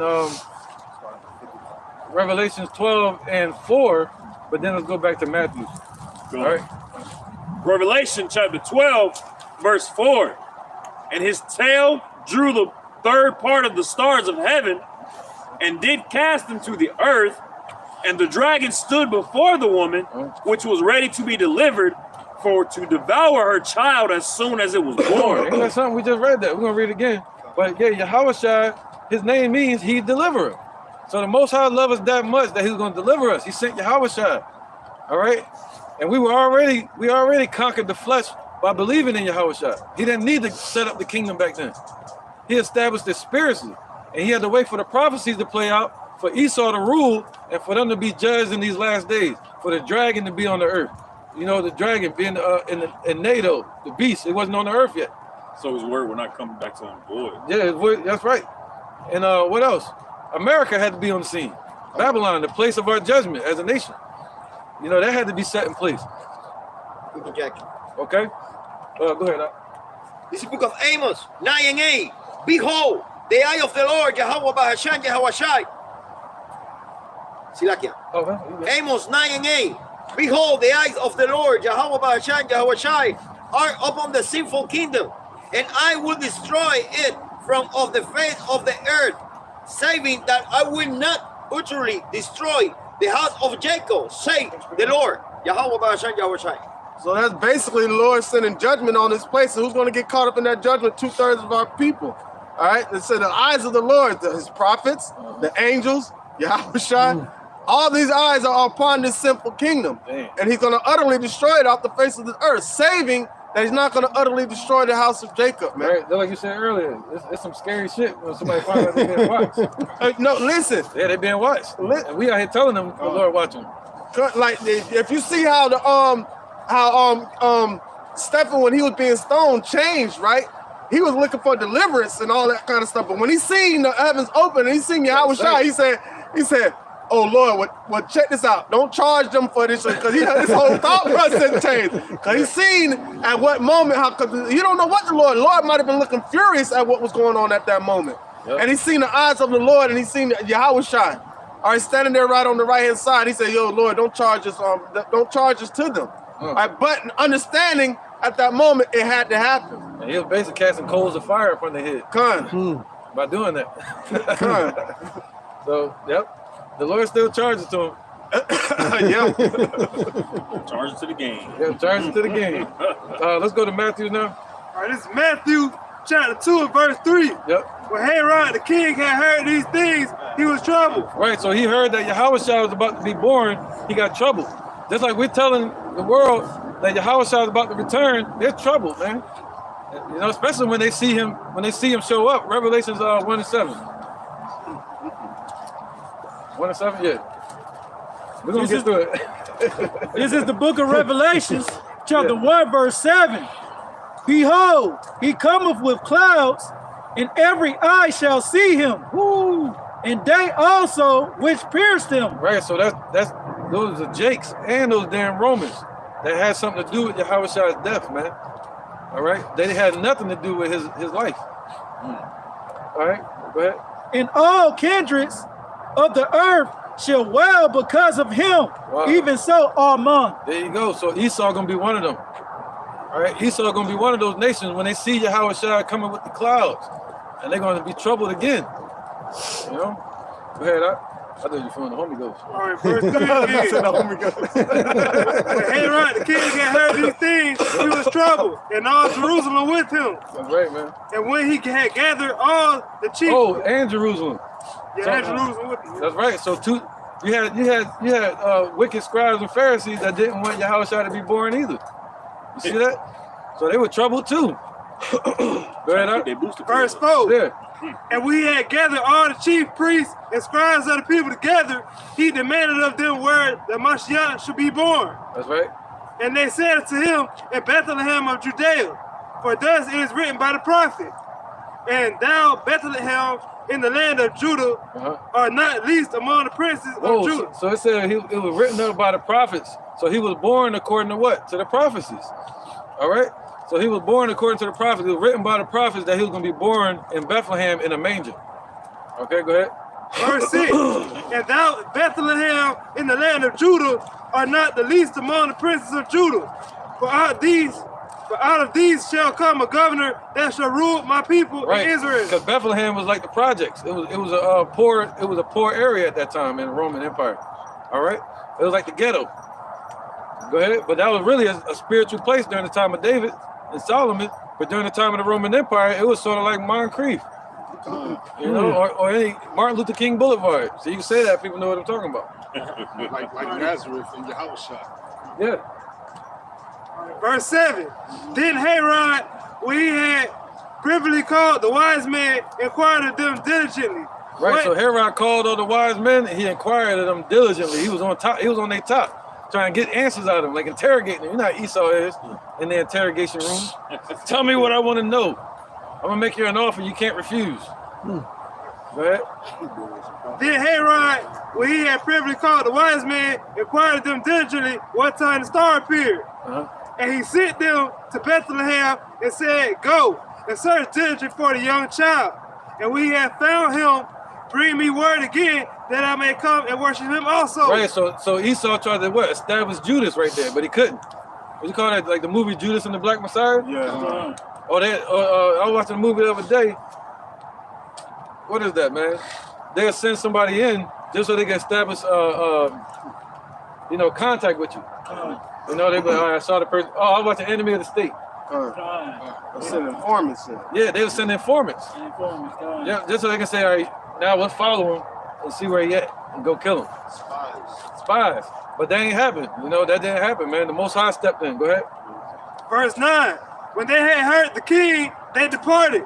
And lo, the star which they saw in the east went before them. Right, so that was a chariot. All right, that was a star. Okay? It looked like a star in the sky, and it started moving. Till it came and stood over where the young child was. Right, so this same chariot, this same star was moving, and then it stopped. All right? Right over the place where Yahushua was being born at. They would have never found him if it wasn't for that. There go your GPS right there. You think the Lord ain't going to find us wherever we're at, where Esau tried to hide us and shit like that? The Lord said every hair in your head is numbered. You know? Verse 10, when they saw the star, they rejoiced with exceeding great joy. That's right. And when they were come into the house, they saw the young child with Mary, his mother, and fell down to worship him. That's right. You're going all the way to 13. And when they had opened their treasures, they presented unto him gifts, gold and frankincense and myrrh. Right, because gold, or frankincense and myrrh used to be more expensive than gold. And in some countries, it still is. Over there in India, they still selling myrrh and frankincense. But frankincense and myrrh was like gold back then. It was more expensive. So they brought that to Yahushua. All right. Goods and spices and stuff. That was like lavish things back in the day, like salt, cinnamon. That's right, man. Go on. They would give certain herbs. That's right, brother. Cumin. Cayenne. Yep. Go ahead, out. Verse 12. And being warned of God in a dream that they should not return to Herod, they departed in their own country another way. And when they were departed, behold, the angel of the Lord appeared unto Joseph in a dream, saying, Arise and take the young child and his mother and flee into Egypt, and be thou there until I bring thee word, for Herod will seek the young child to destroy him. Right. So why did he go into Egypt? Because we had people in Egypt. All right. You can read that in the book of Isaiah 11. He said we're going to be scattered throughout all Egypt. We had people everywhere. All right. So that's why they ran to Egypt. Go ahead. Verse 14. They didn't stay with no damn Africans. When he arose, he took the young child and his mother by night and departed into Egypt. And was there until the death of Herod, that it might be fulfilled, which was spoken of the Lord by the prophet, saying, Out of Egypt have I called my son. There you go. So Herod died around 4 BC. All right. And then you had his son that started ruling. I forgot his son's name. Was it Archelaus? Yeah, there you go. Herod. Oh, it was Herod Archelaus. Herod Archelaus. There you go. I was say Achilles. All right. So yeah, he started ruling. So the Lord kept Yahushua safe, and then told Joseph and Mary to go ahead. So they stayed there until the death of Herod. Man, the Lord killed him. The Most High, the issues of death belong to the Most High. So the Lord timed that perfect. He said, "All right, Herod, your time is up." Got him out of there. All right. So just like the symbolic of Second Ezra 6 and verse 8. All right, of Esau coming down. All right, in the hill, Jacob holding the hill of Esau. Man. Right. That's right. And then the Lord gonna do away with America, Babylon, because there's not gonna be any need for it anymore. Our suffering and our bondage that we were made to serve here is gonna be done. And this place is not gonna be any need for it. The Lord gonna destroy it, wipe it off the map. He's gonna destroy it from off the face of the earth. All right. And then Esau, after 1,000 years, there's not gonna be any need for them. The Lord had them in power so they could put hell on us for being wicked. So now that the Lord he makes his men righteous, he's not gonna need Esau to put hell on us anymore, but he's still gonna need Esau to push out his righteous anger on. You know? So now after that's done, the Lord really gonna wipe them off the earth. After 1,000 years. There's not gonna be any need for them anymore. Just like you don't need a punching bag after a while. You know? So let's keep going. Where was that? Revelation 12 and 5. Revelation chapter 12, verse 5. Right, Isaiah 9:6. Unless somebody already got it. Over to 8. Did you get that already? I think you got it. I didn't go to 8 though. No.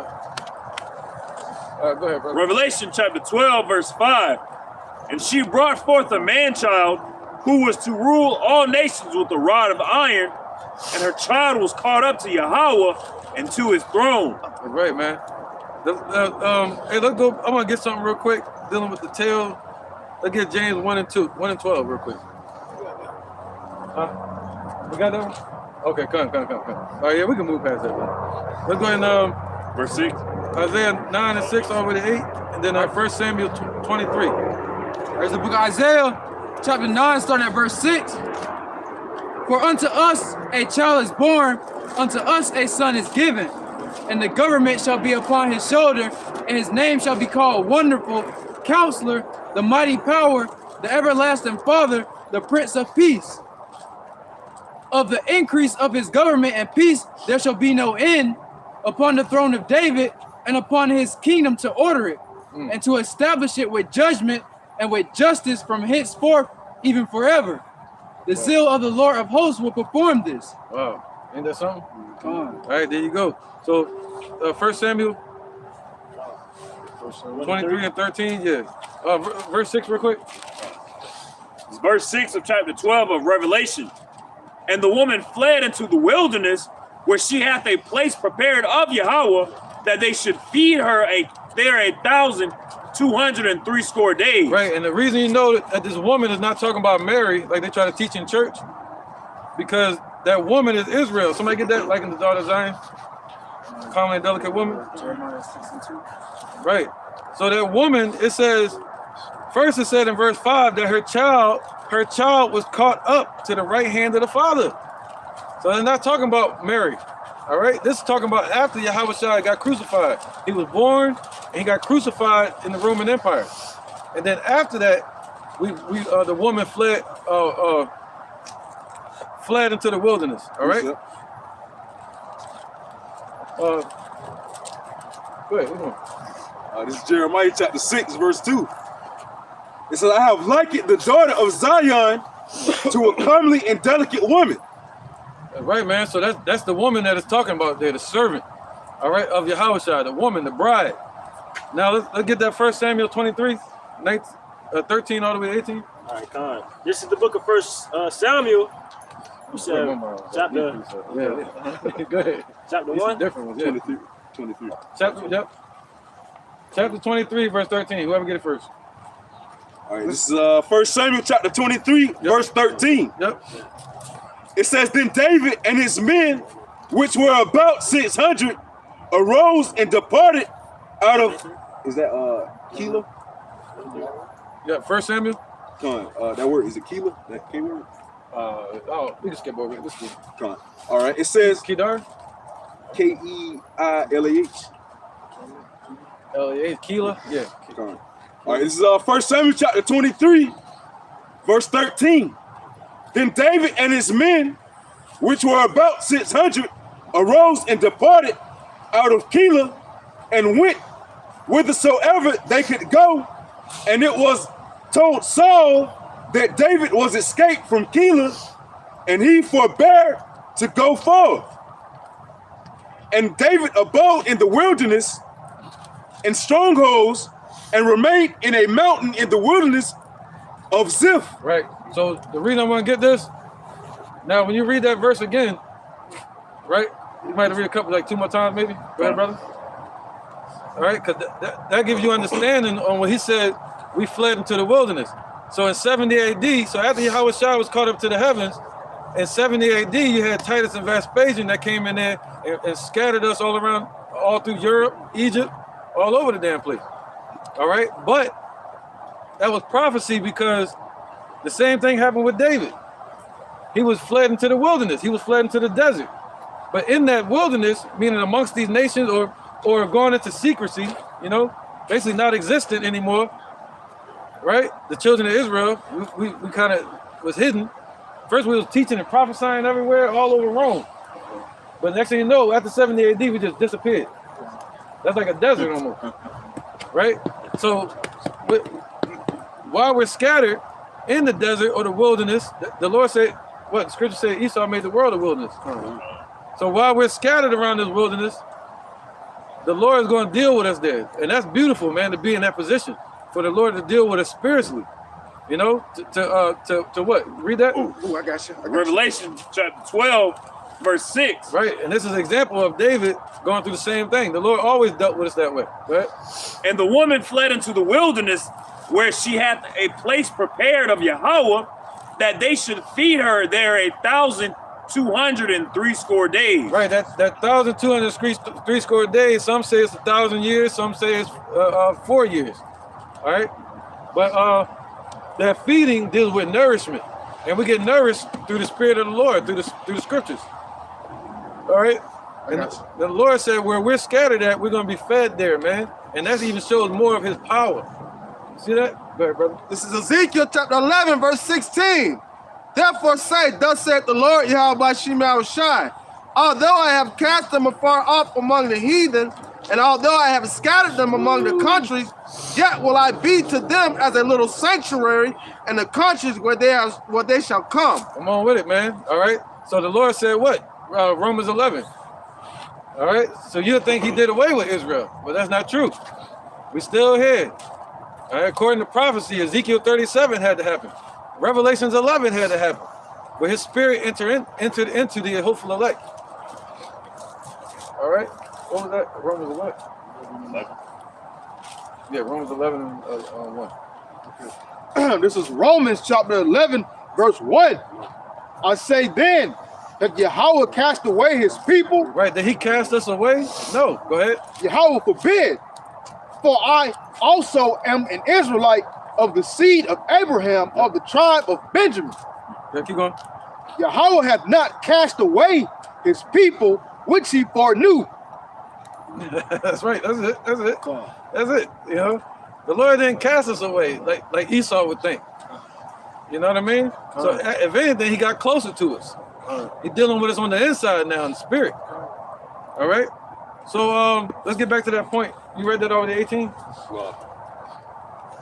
This is 1 Samuel chapter 23, picking up at verse 14. Go ahead, brother.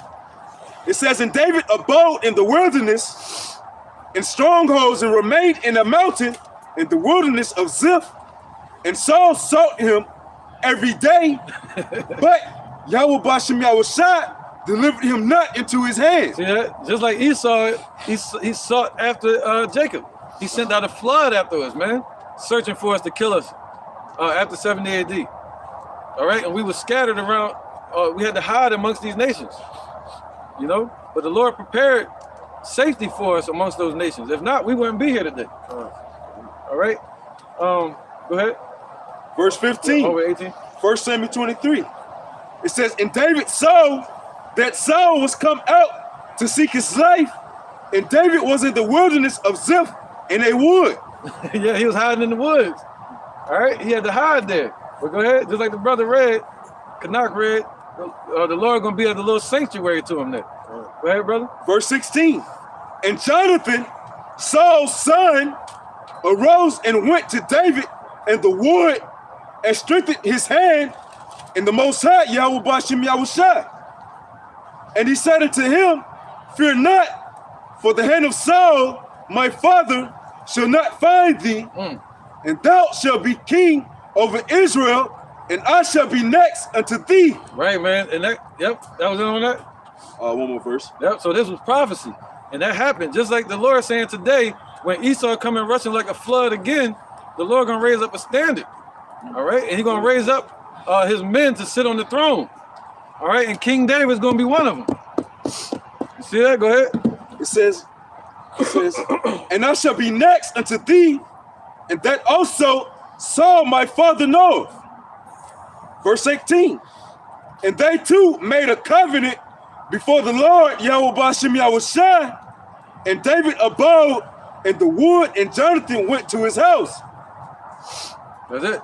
Yeah, David stayed in the woods. He ain't never go back. You know, he went back, but you know, not you know. And just like us, we are here in the wilderness. Somebody get that? Made the world a wilderness. Is this the man? Made the earth to tremble. That's right, man. So we're in this wilderness today. All right, and the Lord is with us.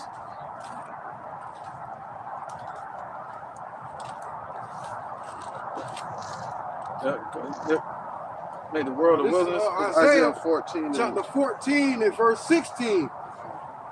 They that see thee shall narrowly look upon thee and consider thee, saying, is this the man that made the earth to tremble, and that did shake kingdoms, that made the world as a wilderness and destroyed the cities thereof, that opened not the house of his prisoners. Right, he ain't opened the house of his prisoners, man. Instead, he enlarged his desires as hell. You know, and heaped unto himself all people. They ain't let us out. They kept us in prison. You know? So the Lord knows where we're at, anywhere on this earth, man. He knows them that are his. You know? And He's gonna seek them out and be with them and find them. That's faith. That should boost your faith. Especially with the times we're coming into. How the Lord was with David. Now let's get another example. 2 Ezra 13 and 43. Quick precept. Go ahead, brother. This is Matthew. 2 Ezra 13, 43. Chapter 24. I'm gonna start at 25. It says, behold, I have told you before, wherefore if they shall say unto you, behold, he is in the desert, go not forth. Behold, he is in the secret chambers, believe it not. God, you know, just like the elder was saying, man, hey, when that time comes, the Lord Yahweh Bashem Yahushua is going to get us from all around the four corners of the earth, man. You know, and you got some camps out here, oh yeah, man, go to the wilderness, all right? As we just read, Esau made the whole world a wilderness, okay? Right. So when you go into that word desert, all right, it goes right back to the word wilderness, man. So with that being said, hey, the Lord is in his secret chambers, man. You know, believe it not, don't go to the wilderness. Right, that's a cut on people like Prophet. I can't even say his name now, but the FAG way. Let that sink in. FAG, yeah. So that was a prophet. That was a fake, false prophet that considered himself calling down chariots before. Someone when I was on that news station. That news station, yeah. He was telling people to come out to the desert. He's gonna give him a colonoscopy. Yeah, he dead now though. Oh yeah, Lord destroyed him. Yeah, he was telling people to come out there and get a colonoscopy, whatever. He was gonna do it himself. Come to find out, he used to be go together, right? That's how it worked. But he was out in the desert in Vegas telling people like, yo, come out here. It sound like GOCC. GOCC?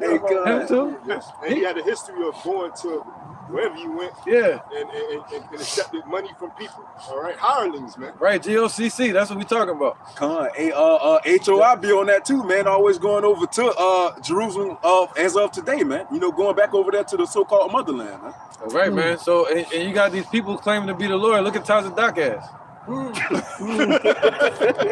Tazadaki, my bad. I'm gonna say Tazadaki, dumbass. He got dog. So the Lord destroyed him. Look, call himself the comforter. Now you got Yohanan calling himself the general. See that? All right, when Yahweh is the general. Yeah. Hey, shit, Nate the Snake. You know his congregation exalt him like he's the anointed one too as well. Look at him now. Shit, Right, man. Bed rest. And America nothing but a desert. All right. Let's keep talk about it, brother. Go ahead. This is 2nd Esdras chapter 13, verse 43, right? 43 to 46. 43. And they entered into Euphrates by the narrow passages of the river. Woo! For the Most High then showed signs for them and held still the flood till they were passed over. Talking about the northern kingdom. All right, and that's really happened around AD, like 300 AD, and they followed the top tribe, which would be the Ephraimites, all right, Puerto Ricans. They the ones that led them over here to the Americas. All right, they didn't immediately come over here in 722 BC. All right, it took some time.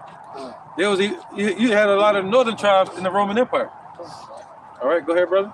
Verse 45. Yep, slide down something. For through that country there was a great way to go. Yep. Namely of a year and a half. Yep, that's how long it took to get over here with ships. Go ahead. And the same region is called Arsareth. Right, so that same region is called what? Arsareth. Why? He said what? Read that again. Revelation 12. And we're gonna go back to this. Verse 6. Yeah. Revelation chapter 12, verse 6. I'm gonna stop you at God. Gone. And the woman fled into the wilderness, where she hath a place prepared of Yahweh. See, that's the point. That's the point. That place was prepared by the Most High. So you think he ain't got nothing prepared for us here? In the Shemayim? And in the Shemayim, you know? He got everything waiting. He said the kingdom is already prepared.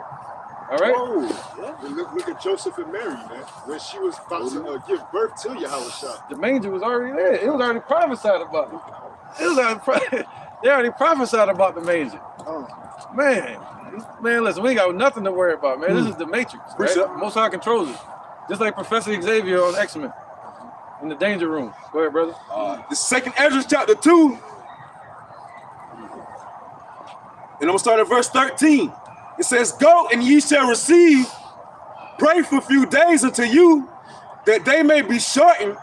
The kingdom is already prepared for you. Watch. So just like the elder said, man, hey, the kingdom is already prepared, man. So, hey, constantly endure to the end, all right? Hey, so therefore we can receive that reward at the end, man, which is the kingdom, man. You know, constantly press toward in that mark, you know? So, man, hey, that's why we got to constantly get out here and push, you know? Hey, constantly get out here and present our bodies as a living sacrifice. Hey, to lay down our life for a friend, man. What better thing is it to do, you know? Right, where was this? You got it? This is back at 2nd Esdras chapter 13, verse 45. For through that country there was a great way to go, namely of a year and a half, and the same region is called Arsareth. There you go. That same region is called Arsareth, that they later called Amerigo, at the Amerigo Vespucci, or America. But that place called Arsareth, it just means what? Another place. That's what that word means. That word Arsareth means another place. And what did it say in Revelation 12 and 6? That he had a place prepared for us. All right, so we had to be scattered first, and then eventually we got brought over here to America. That was going to be the place of our the end of our judgment. All right, go ahead. That was the place with the ephod, had the measuring tool. That had us in there. It had the judgment in there. It had Esau in there, and this is a place where we're supposed to both the northern kingdom and the southern kingdom is going to be live out captivity together. Ooh, it say that. It say that northern. Damn. What it say? They were in bondage together. Yeah, the water. Yeah, I can't get the word right. Somebody know what that's at? They'll press together.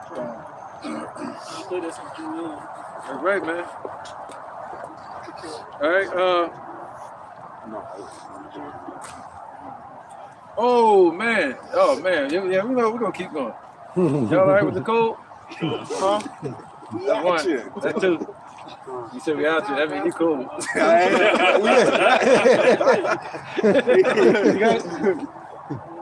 Hey, my gray matter ain't built up that time. Yeah.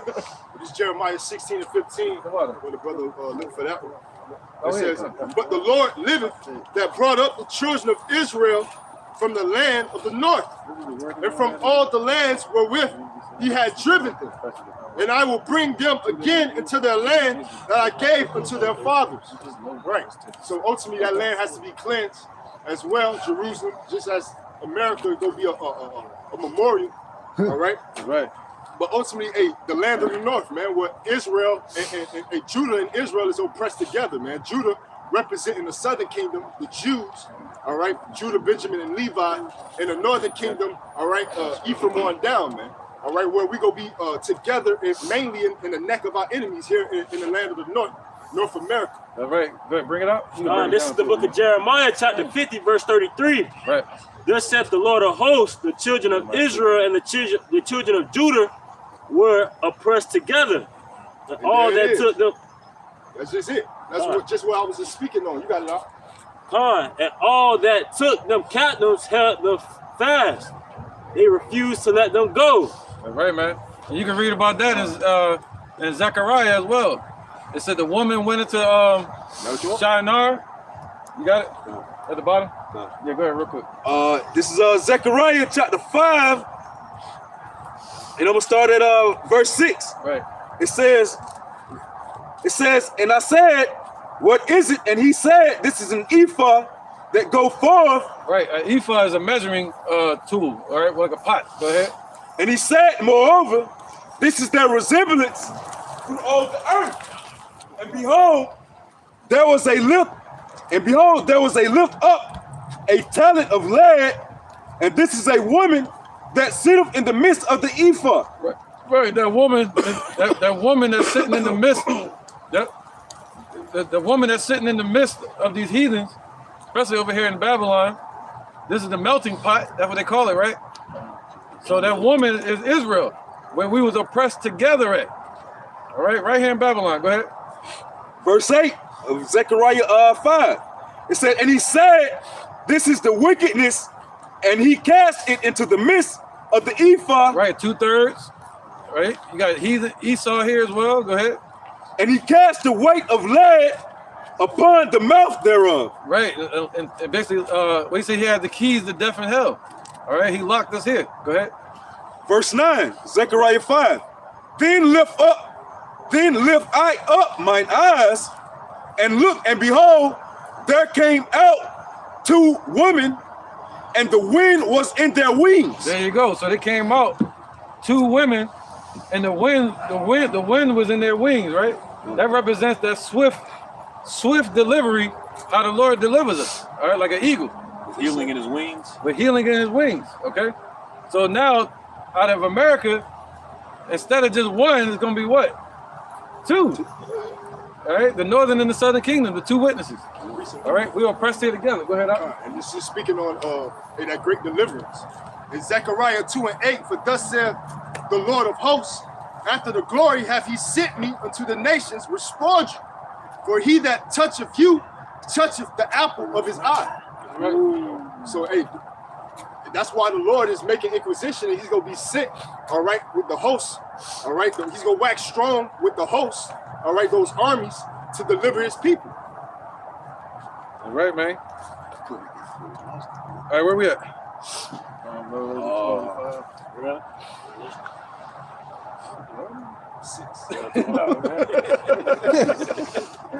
No, what? They definitely agree with these. All right, what we reading? Revelation 12. We're still doing that right now. Yeah, we're done with that. Let's go ahead, brother. Let's try. Let's see if we can get.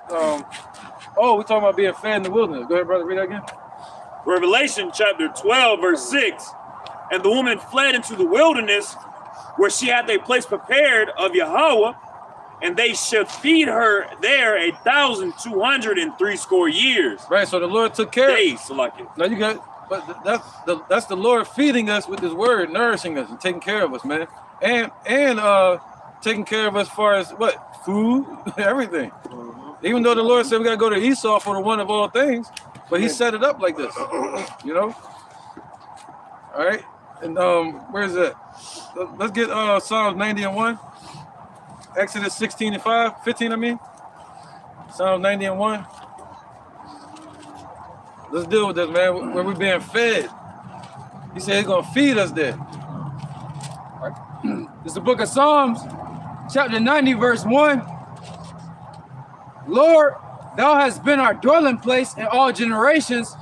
Before the mountains were brought forth, that's right. Or ever thou hast formed the earth and the world, even from everlasting to everlasting, thou art Yahweh. That's right. So everlasting to everlasting, the Most High is always our dwelling place. So if we get cast out of our land, we're still dwelling under Yahweh, Ba'ashem Yahushua. All right? So we get cast into the wilderness. The Lord is always our dwelling place. That's what the Lord is showing us. The way he cast us off as a nation and had us scattered around the world, because he's showing us that he's our dwelling place. He's our tabernacle, our high tower. All right? Somebody will get that, the high tower? Yep. Go ahead, bro. It's the book of St. Matthew, chapter 6 and verse 31. Therefore take no thought, saying, what shall we eat, or what shall we drink, or wherewithal shall we be clothed? Right, damn doomsday preppers. Go ahead. For after all these things that the Gentiles seek, for your heavenly Father knoweth that ye have need of all these things, but seek ye first the kingdom of Yahweh Ba'ashem Yahushua and his righteousness, and all these things shall be added unto you. Ain't that beautiful, man? All right, the Most High controls everything. You know, he said, yo, Yahweh Shah said it's a scripture. He said, yo, how can you feed me? He said, he the one created the cattle. He know where everything is at. So he's able to take care of us, man. All right, and we just got to have faith in that. You know what I mean? That's right, man. He said the Heavenly Father, Yahweh, that's his name, the Heavenly Father, a so-called black man, dark skin. You know, that's important to know. And he said what? He knows that you have need of these things. So he knows what we need. All right, he's not gonna put more on us than we can bear. All right, even as a nation. Go ahead, brother. Launch it off. Let's get it. Keep that momentum going, y'all. This is Proverbs 18 and 10. Yep. The name of the Lord is a strong tower. The righteous runneth into it and is safe. That's right. So that's why it's important for you to know his name. I-U-I-C. It's important, man, because without that, we have no covering. Okay, so you got the Most High's name, but the Most High ain't dealing with us straight on anymore. We got to go through Yahweh Shah. So you got to know Yahweh Shah's name. He is the way, the truth, and the life, the way back to the Father. Our true covering, you know, not this damn place, Babylon. All right? So that's right, man. So his name is our strong tower, right? And we're going to run into that and be safe. That goes back to the point that the elder just made, that even though we're cast out of our land, the Lord is our tabernacle and our dwelling place. Man. Hey, read the next scripture on that. Because the next scripture says, read that real quick. This is Proverbs 18:11. The rich man's wealth is his strong city. Well, the rich man's wealth is his strong city. What is that strong city? America. What happens when America is destroyed? Their wealth is gone right along with it. That's in Revelations. All the merchants shall weep and howl for misery because this place is being destroyed. All right, so now what do they have beyond that? If America's destroyed, they have nothing. Even though our land is being defiled right now, we still have hope in Yahweh Ba'ashem Yahushua. These other nations Esau don't have nothing. So their wealth is their strong city. But our strong city is the name of Yahweh Ba'ashem Yahushua. That's right. That's why I said these things the Gentiles seek after. Carnal shit. Because even though Jerusalem, Israel over there, the land itself is destroyed, Israel, the people, are still rising up. Still have strength within them. Go ahead. This is the book of Psalms 144 and 1. Blessed be the Lord, my strength, which teaches my hands to war and my fingers to fight, my goodness and my fortress, my high tower and my deliverer. Come on, man. My shield, and he is whom I trust, who shall do it, my people under me. That's right. So that's why the Lord said that. Who or what can separate us from the love of the Most High? All right. His eyes are 10,000 times brighter than the sun. You know? So he knows exactly where we at, man. I always think about this and it always humbles me. I was thinking about it last night. I'm like walking around doing shit in the kitchen And the next thing you know, I'm thinking, I'm like, yo, the earth used to be void and just dark. And now I'm walking around this fucking kitchen. Yeah. You know what I'm saying? Yeah. Like that shit can end so quick. It's just like the Lord say we live our lives like a dream, or like a story that is told. I was like, yo, it's just so ghostly almost. You know what I mean? Seeing the doors move because you touched it. It's just showing that you exist right there. It's just, you know, you take a step in the mud, now you see a footprint. It's just like, I don't know, it's just a humbling thought, man. That's all. Like, yeah, it's just a humbling thought, man. Make you really appreciate it. And understand how blessed we are to know Yahweh while y'all was shy. yeah, man, want to stay busy. Get the work done. You know, and live out your destiny. Precept. Go ahead, brother. This Romans 1:20. For the invisible things of him from the creation of the world are clearly seen, being understood by the things that are made, even his eternal power and Godhead, so that they are without excuse. Because that when they knew God, they glorified him not as God, neither they were thankful, but became vain in their imaginations, and their foolish heart were darkened. You can speak on it? Hey, so the people don't even know why they are able to go forth throughout the four corners of the earth, and hey, why they exist, you know, and that even though they may think there is a God, they don't know and worship the true God, man. You know, and, hey, just like the other was speaking on, man, just the things that you appreciate knowing Yahweh Ba'Shem Yahushua, man. You know, that hey, everybody is gonna be accounted for everything that they've done in their body, man. You know, and you're gonna be left without excuse, ultimately.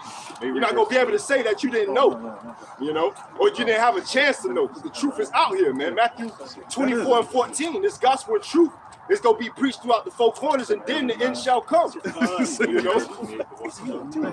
And this verse 28, and even as they did not like to retain Yahweh in their knowledge, Yahweh gave them over to the reprobate mind to do those things which are not convenient, right? So he chose their delusions, you know, and they just spit for destruction. And they're just walking around spiritually dead, you know, not knowing that the true power that created heaven and earth exists, and that he's a so-called black man from the tribe of Judah. All right, he dwells with you so-called Negroes, Latinos, and Native Americans, and nothing else. Wow, man. And even when they do know, they will rather cast it aside. This is Wisdom of Solomon, chapter 13, verse 1. Surely vain are all men by nature who are ignorant of Yahweh and cannot out of the good things that are seen know him that is. Right. That's science.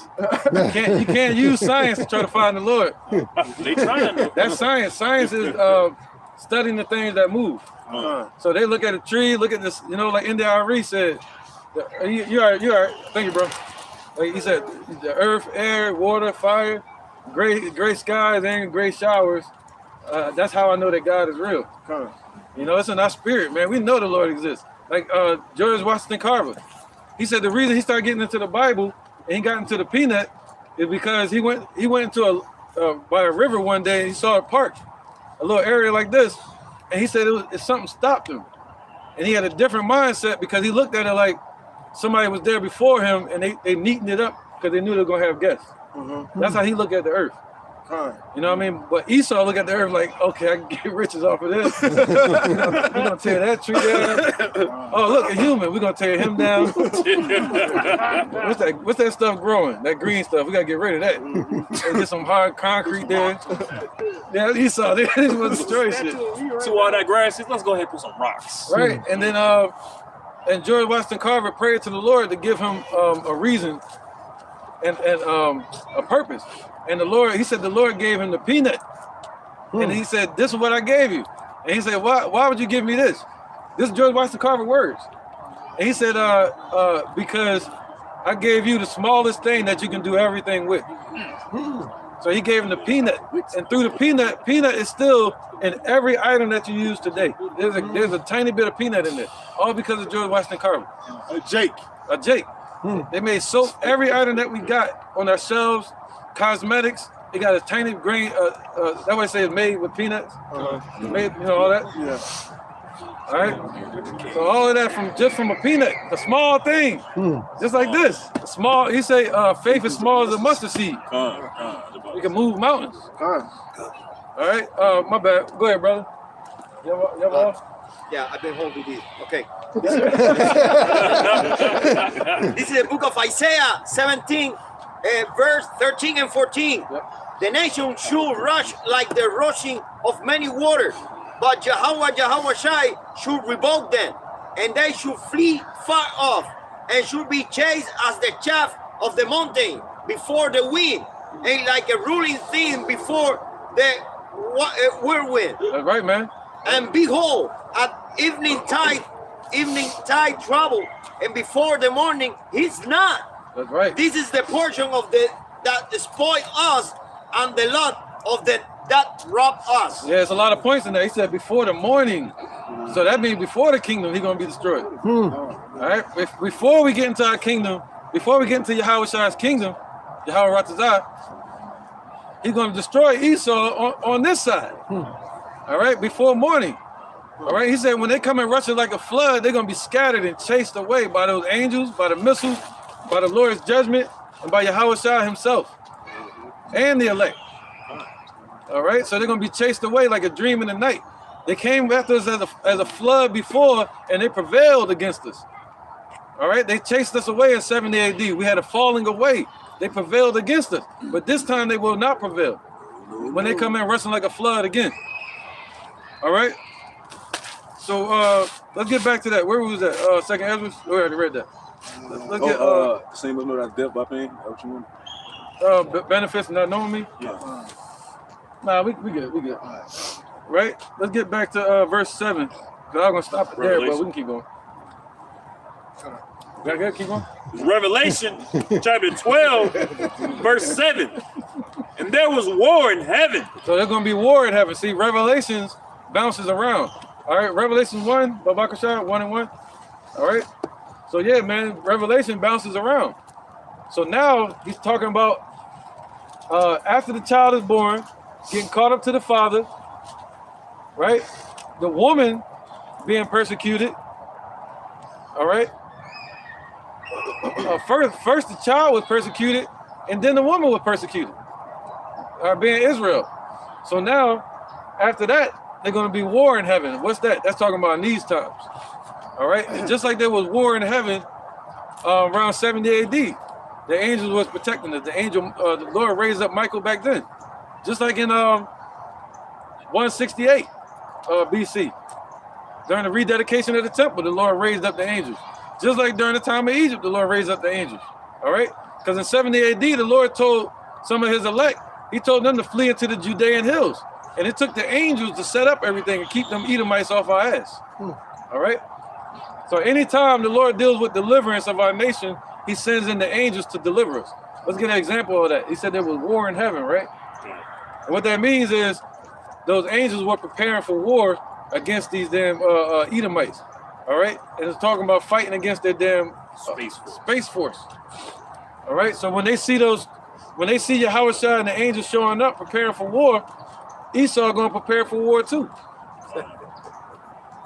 All right? That video you did that showed that chariot, like, yeah, back it up.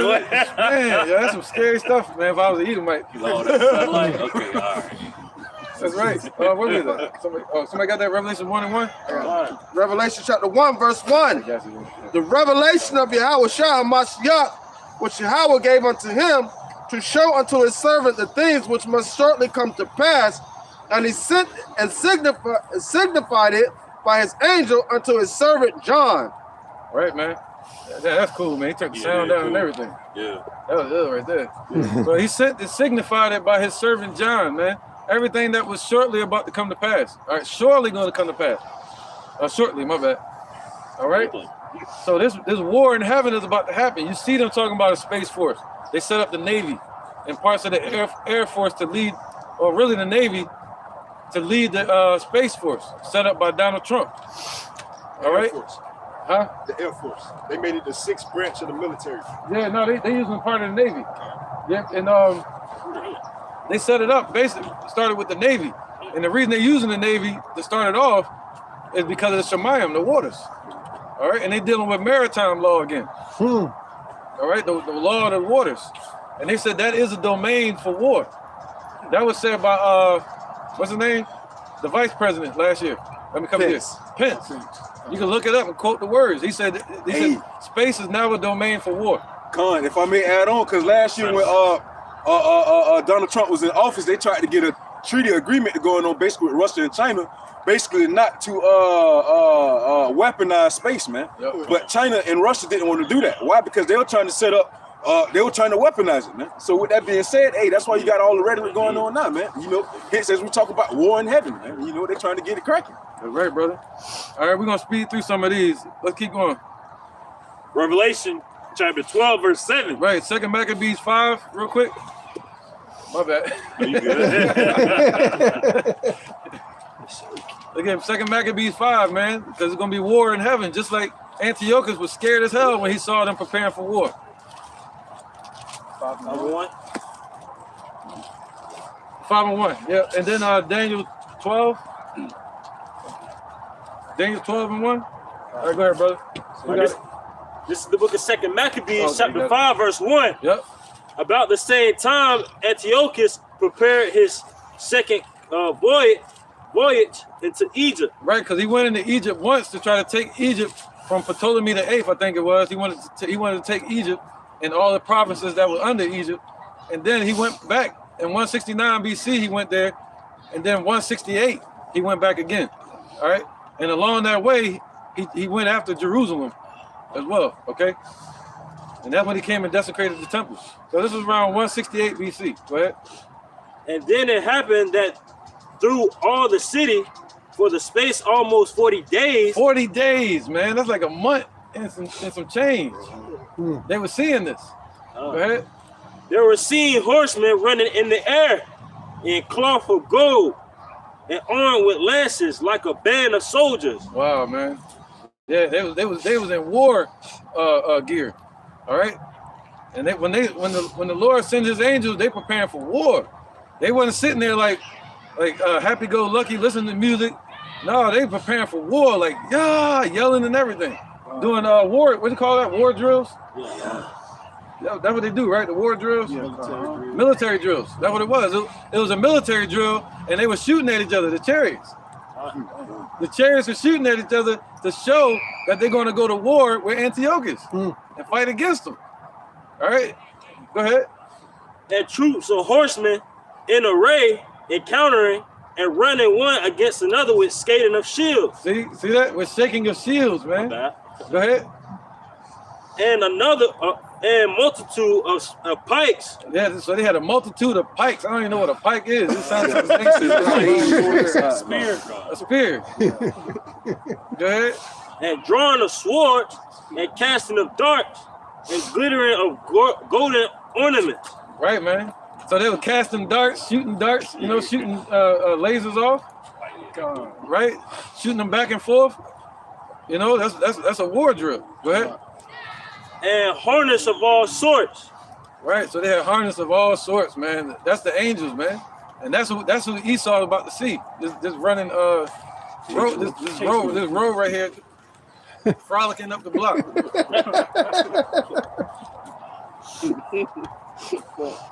All right, that was it on that, I think. Yeah, that's the point. So now let's get back to it. War in heaven? No, Daniel 12. So it's gonna happen again. The Lord gonna send his angels again, man. And you best believe Michael was there. Yahweh shall always send Michael down, man. Just like he dealt with Cyrus the Great before. This is Daniel chapter 12, verse 1. And at that time shall Michael stand up, the great prince, which standeth for the children of thy people, and there shall be a time of trouble such as never was since there was a nation, even the same time. Right, man. So that's talking about now, man. So the Lord gonna raise up Michael, the angel Michael, and he's gonna stand up for the children of Israel. All right, by the orders of Yahushua, and they're gonna give orders to their other angels. You know, it's gonna be thousands of angels here protecting the elect, according to Psalms 91. He gonna give his angels charge. Go ahead. And it says, somebody grab that. Psalm 91. Go ahead. Oh, that was it. No, that was it. It says, And that time that people shall be delivered, everyone that should be found written in the book. That's right. So that's how you know it wasn't talking about. So he's gonna send the angel Michael to stand up for us. And at that time, everyone shall be delivered whose name is written in the book of life, man. In Yahweh book, the Lamb book of life. And that's what we want our name to be written in the Lamb's book of life. Not just worrying about the nations going into slavery, because we can die and be 2/3 and come back on the earth and the nation's still gonna serve us. So we want deliverance, and we want our name to be written in the book of life, to enter into the kingdom, to be forgiven by the Most High, to be able to stand in His presence in a physical body and not die. All right, go ahead. This is the book of 2 Kings, chapter 6 and verse 16. And he answered, "Fear not, for they that be with us are more than they that be with them." Man, go ahead. And that's just speaking on Elisha.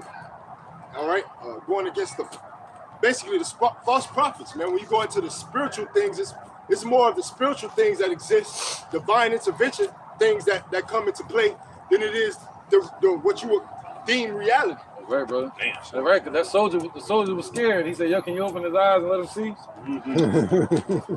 You know? He said, "Can you let him see?" And he looked up and he saw that it was a band of angels around him. The same horsemen. You know, horsemen riding upon what? A horse, which would be a chariot. Horse deal with power. All right? Where we at? Psalm 91. You want angels charge over there? Yeah, come. This is Psalms 91, verse 11. For he shall give his angels charge over thee to keep thee in all thy ways. They shall bear thee up in their hands, lest thou dash thy foot against a stone. There you go, man. So the Lord is gonna give his angels. See, not just Michael. It's gonna be angels, plural. He's gonna give them angels charge over thee to keep you in all thy ways, man. All right. So yeah, man, and that you don't dash your foot against a stone. That means you're not gonna fall. Twofold, while you're on the earth and in them chariots, you're gonna trust. In his, go to verse 1. Verse 1. Yep. This is Psalms 91, verse 1. He that dwelleth in the secret place of the Most High shall abide under the shadow of the Almighty. Right, so that secret place where we're being nourished at, meaning in this truth. And we're going to abide under the shadow, meaning the covering and the protection of Yahweh. Go ahead. Verse 2. Not under the shadow of Egypt. I will say of the Lord Yahweh Bahasham Yahweh Shai, He is my refuge. Right, that's what we're saying now. The Lord is our house and our protection, even while we're in the wilderness. Go ahead. And my fortress, my God, in Him will I trust. Yep, keep going. Surely shall He deliver thee from the snare of the fowler and from the noisome pestilence. So the Lord going to deliver His elect, His church, His woman, from the trap that Esau has set for us, man. And all the weapons that they forming against us are not going to prosper. And He said, what? And from the noisome pestilence, okay? From the missiles. Okay, so you got the time of Jacob's trouble, then you got the destruction. So the Lord going to deliver the elect from all of that. Go ahead. Verse 4, He shall cover thee with His feathers. Right, His feathers represents angels. Go ahead. Under His wings shalt thou trust. See, under His wings, you're going to trust. Right, you're going to trust that protection. You're going to trust when they bear you up in their hands. Go ahead. His truth shall be thy shield and buckler. That's right, man. So that's it. He said they're going to bear thee up in their hands, man. And you're going to trust that you ain't going to fall and hit that ground. Can you imagine going up to a chariot and you look down and you see the destruction and you're going to trust that they got you. You're going to come right price, you're going to let go and get changed, man. You know? Twinkling of an eye. So, let's get back. Verse 7. Revelation chapter 12, verse 7. Right. And there was war in heaven. Michael and his angels fought against the dragon, and the dragon fought against his angels, and prevailed not. Neither was there a place found any more in heaven. Right, so there's not going to be any place for Esau in rulership anymore. You know, being exalted. All right? So, that's right. They're not going to be exalted anymore, and they're going to be brought down to the ground. And they're going into slavery now. How about them apples? Yes, yeah. So it's their time for slavery. And they don't even know it. That the Lord is a black man. A so-called black man. So yeah, I don't know. I kind of want to keep going. Let's keep going, y'all. Go on. All right, let's keep going. Verse 9. Yeah, I'm gonna just speak through these. Go on. Verse 9. And the great dragon was cast out, that old serpent called the devil and Satan. So Lucifer falling like lightning to the earth? That's right, man. All right, so he said what? So that dragon was cast out, right? That old serpent. That old serpent. So when it say the serpent and it say the dragon, now we know who the dragon is. We know that's the Roman Empire with Herod, with like iron, the 10 heads, and the 10 toes comparison. All right, and the 10 horns. So we know that's the Roman Empire. That's so he said they the serpent. Go ahead, Doc. That old serpent. That old serpent going all the way back to the garden. Go ahead. That old serpent called the devil and Satan. So that's the devil and Satan. That's what we call these people the devil. The deceivers and Satan, meaning the adversaries to truth. All right. So these are the adversaries. These are our enemy. Just like it said Jacob and Esau. All right. Go ahead. Deceive our people to deceive us. That's right, man. Go ahead. This is Luke chapter 10, verse 18. And he said unto them, I beheld Satan as lightning fell from heaven. Behold, I give unto you power to tread on serpents and scorpions and over all the power of the enemy, and nothing shall by any means hurt you. Man. He said he gave us power to tread upon serpents, man. And what was the other words? Scorpions. Man, scorpion. There was another one before that. He said Satan. Satan. That's right, man. So he gave us power to tread upon them, man. All right, that's right, and and we're treading upon them in the spirit first. All right, and spiritually we're gonna tread upon them. The Lord said we're gonna wash our feet in the blood of the wicked. Well, you can't imagine what that means. Red bottoms. This is Isaiah chapter 14, verse 12. Red bottoms. I got you. How art thou fallen from heaven, O Lucifer, son of the morning? How art thou cut down to the ground, which didst weaken the nations? That's right, man. So they're gonna be cut down to the ground. All right, that's why you're gonna tread upon. That the ones that did weaken the nations, man. All right, it said, made the world a wilderness. All the way to verse 16. Yep. They that see thee shall narrowly look upon thee and consider thee, saying, is this the man that made the earth to tremble? Right, they're gonna say this is just a man. He thought himself to be God. Right? That did shake kingdoms, that made the world as a wilderness, and destroyed the cities thereof, and opened not the house of his prisoners. Right, man. Look at this. Look at this. Look at this color purple ass motherfucker.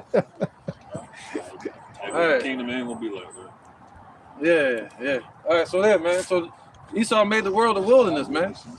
All right, a desert where no water is, where no righteousness is. None, man. But then Yahweh brought the water in the weary land, and that was us. We were dry, and the Lord gave us water. So now He's nourishing us in the wilderness. This is Romans chapter 15 and verse 4. For whatsoever things were written aforetime were written for our learning, that we through patience and comfort of scriptures might have hope. That's right, man. What, you want to speak on it? All right. So yeah, man, that's it. That speaks for itself, we through comfort and patience of the scriptures might have hope. And now He gave us hope in a weary land, where we're spread in captivity, where there's no hope.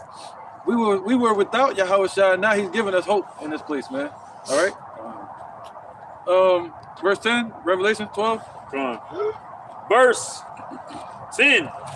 I'm gonna read the rest of verse 9.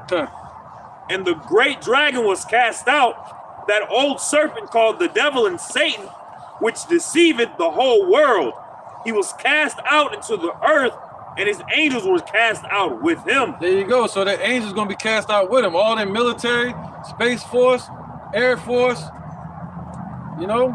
whatever. They're drones, and that's part of their force too. They're messengers, they're angels.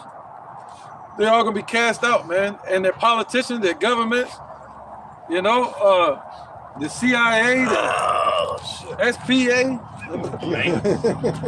the NSA, the FBI, the bank. These are all their angels as well. The ASS? All of that. All of that. You know, it's always gonna be cast down to the ground, man. Go ahead, brother. Verse 10. And I heard a loud voice saying in heaven, now was come salvation and strength, and the kingdom of our power, and the power of his Mashiach, or his anointed. For the accuser of our brethren is cast down, which accused them before our power day and night. Is that not Esau calling us criminals? Calling us everything but a child of God, man. You know, putting pork in our foods, in our vitamins, pushing that shit all over the radio, you know, giving them incentives to be wicked.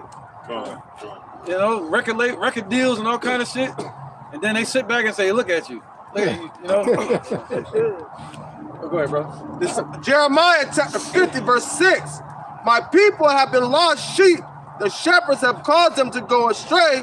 They have turned them away on the mountains. They have gone from mountain to hill. They have forgotten their resting place. That's right, man. All that found them have devoured them.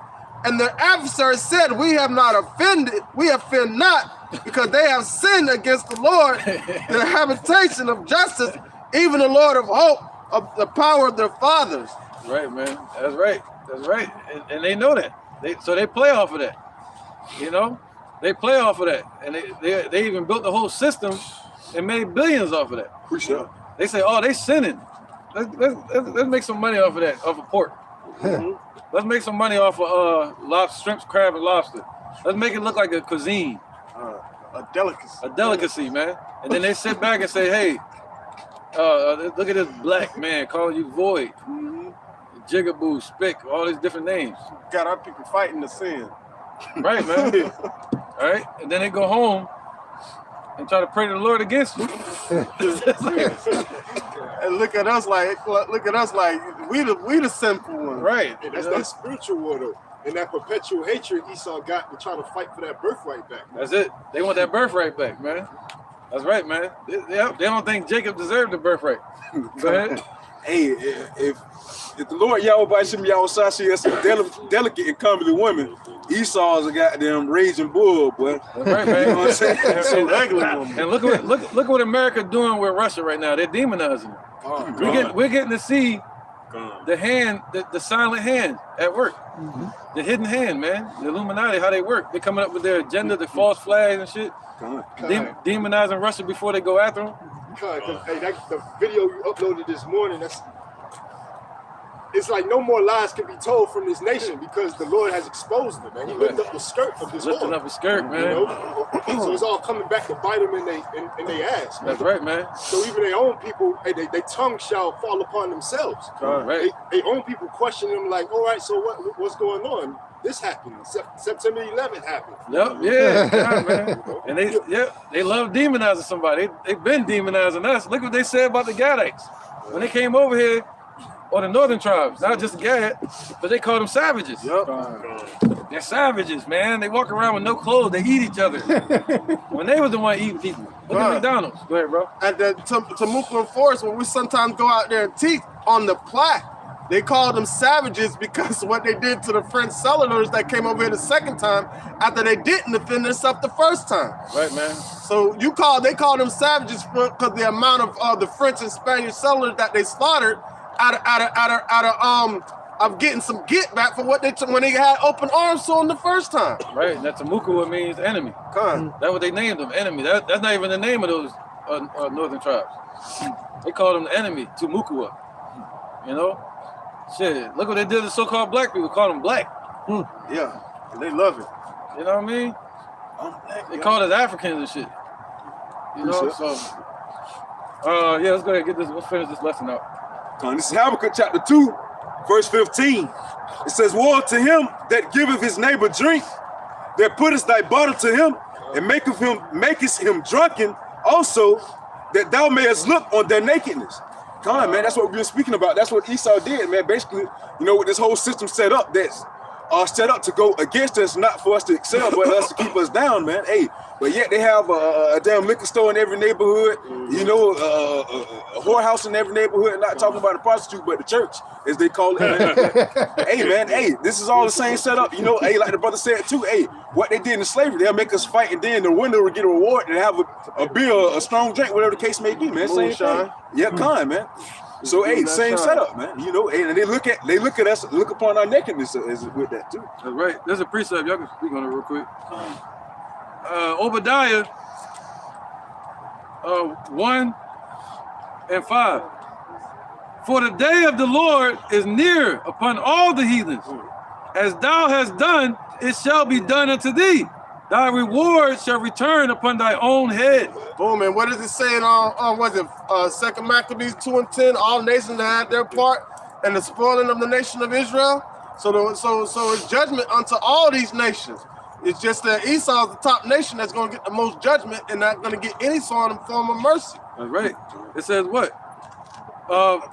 Obadiah 1 and 10. For thy violence against thy brother Jacob, shame shall cover thee, and thou shalt be cut off forever. And this devil looks at us as a nobody, so he doesn't feel any shame behind what he does to us. But when the Lord shows up, that's when the shame gonna cover him.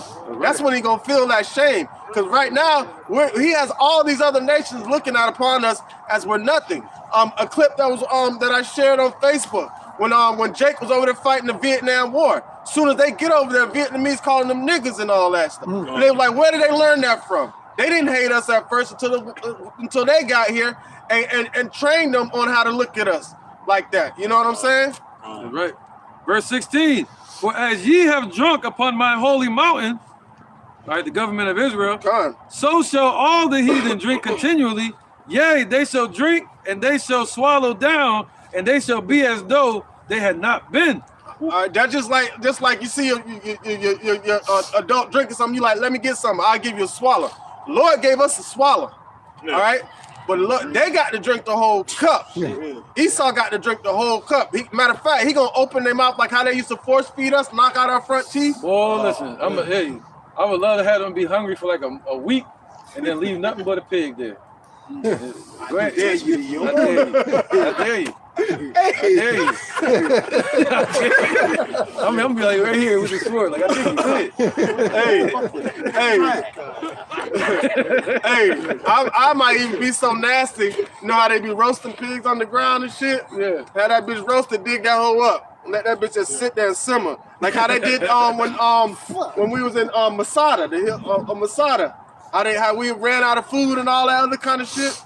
Hell yeah. And they had all that stuff burning on the outside and we had no food inside, torching us like that.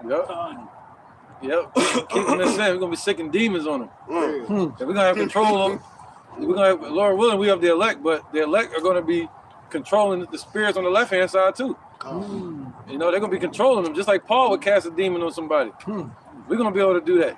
Have demons jump on them and shit. And have them go off. Have them be tormented. You know what I'm saying?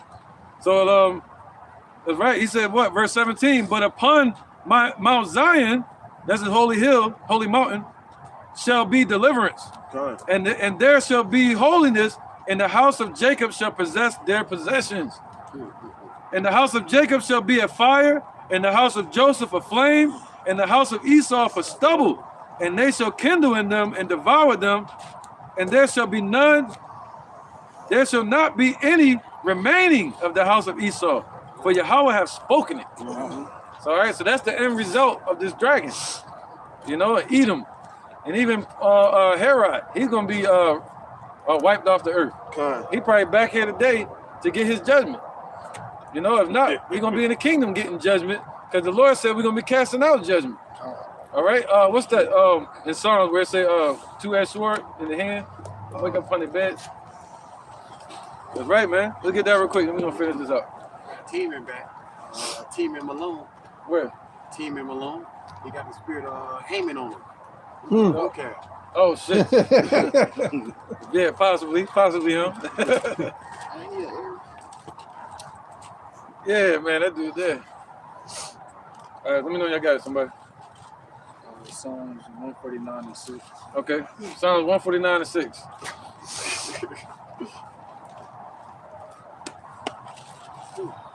Whoever get there first, man. As soon as you can. Going to Psalms, Go ahead. chapter 149. We start from verse 5. Yep. It said, let the saints be joyful in glory. Let them sing aloud upon their beds. Right, he gonna let you fully enjoy it. You ain't gonna have to act all shy and timid. The Lord gonna say, nah, enjoy it, man. You perfect. You know, we ain't gonna have no type of sin anymore. We're gonna be able to hold our head up high and really feel joy and no shame at all. Go ahead. Verse 6. Let the high praises of Yahweh Bashem Yahushua be in their mouth and the two-edged sword in their hand to execute vengeance upon the heathen and punishments upon the people. Man. To bind their kings with chains and their nobles with fetters of iron. That probably gonna be the best sound in the, we say jingle bells. walking around with the chains and shit. Like Candyman. So when you ain't gonna have to call us 3 times. Nah, I'm right there. Right there, wait, bro. Yep. That was it. Verse 9 of 149. Psalms 149. It says to execute upon them the judgment written. This honor have all his saints. Praise ye the Lord, Yahweh Bashem Yahushua. That's right. We just read it. And Obadiah, the Most High said it. Jacob and Israel gonna be for what? Fire, and Esau gonna be for stubble. And the cup gonna pass through them. All right, so that's the judgment's written, you know? So now let's get back to Revelations real quick. Revelation chapter 12, verse 11. Yep. And they overcame him by the blood of the Lamb. Right, so we're gonna overcome these devils by the blood of Yahushua. All right, and that's through what? They pushing that MOTB. All right, through the blood of Yahushua being covered, you're gonna overcome these lies that Esau is pushing out there. Go ahead, brother.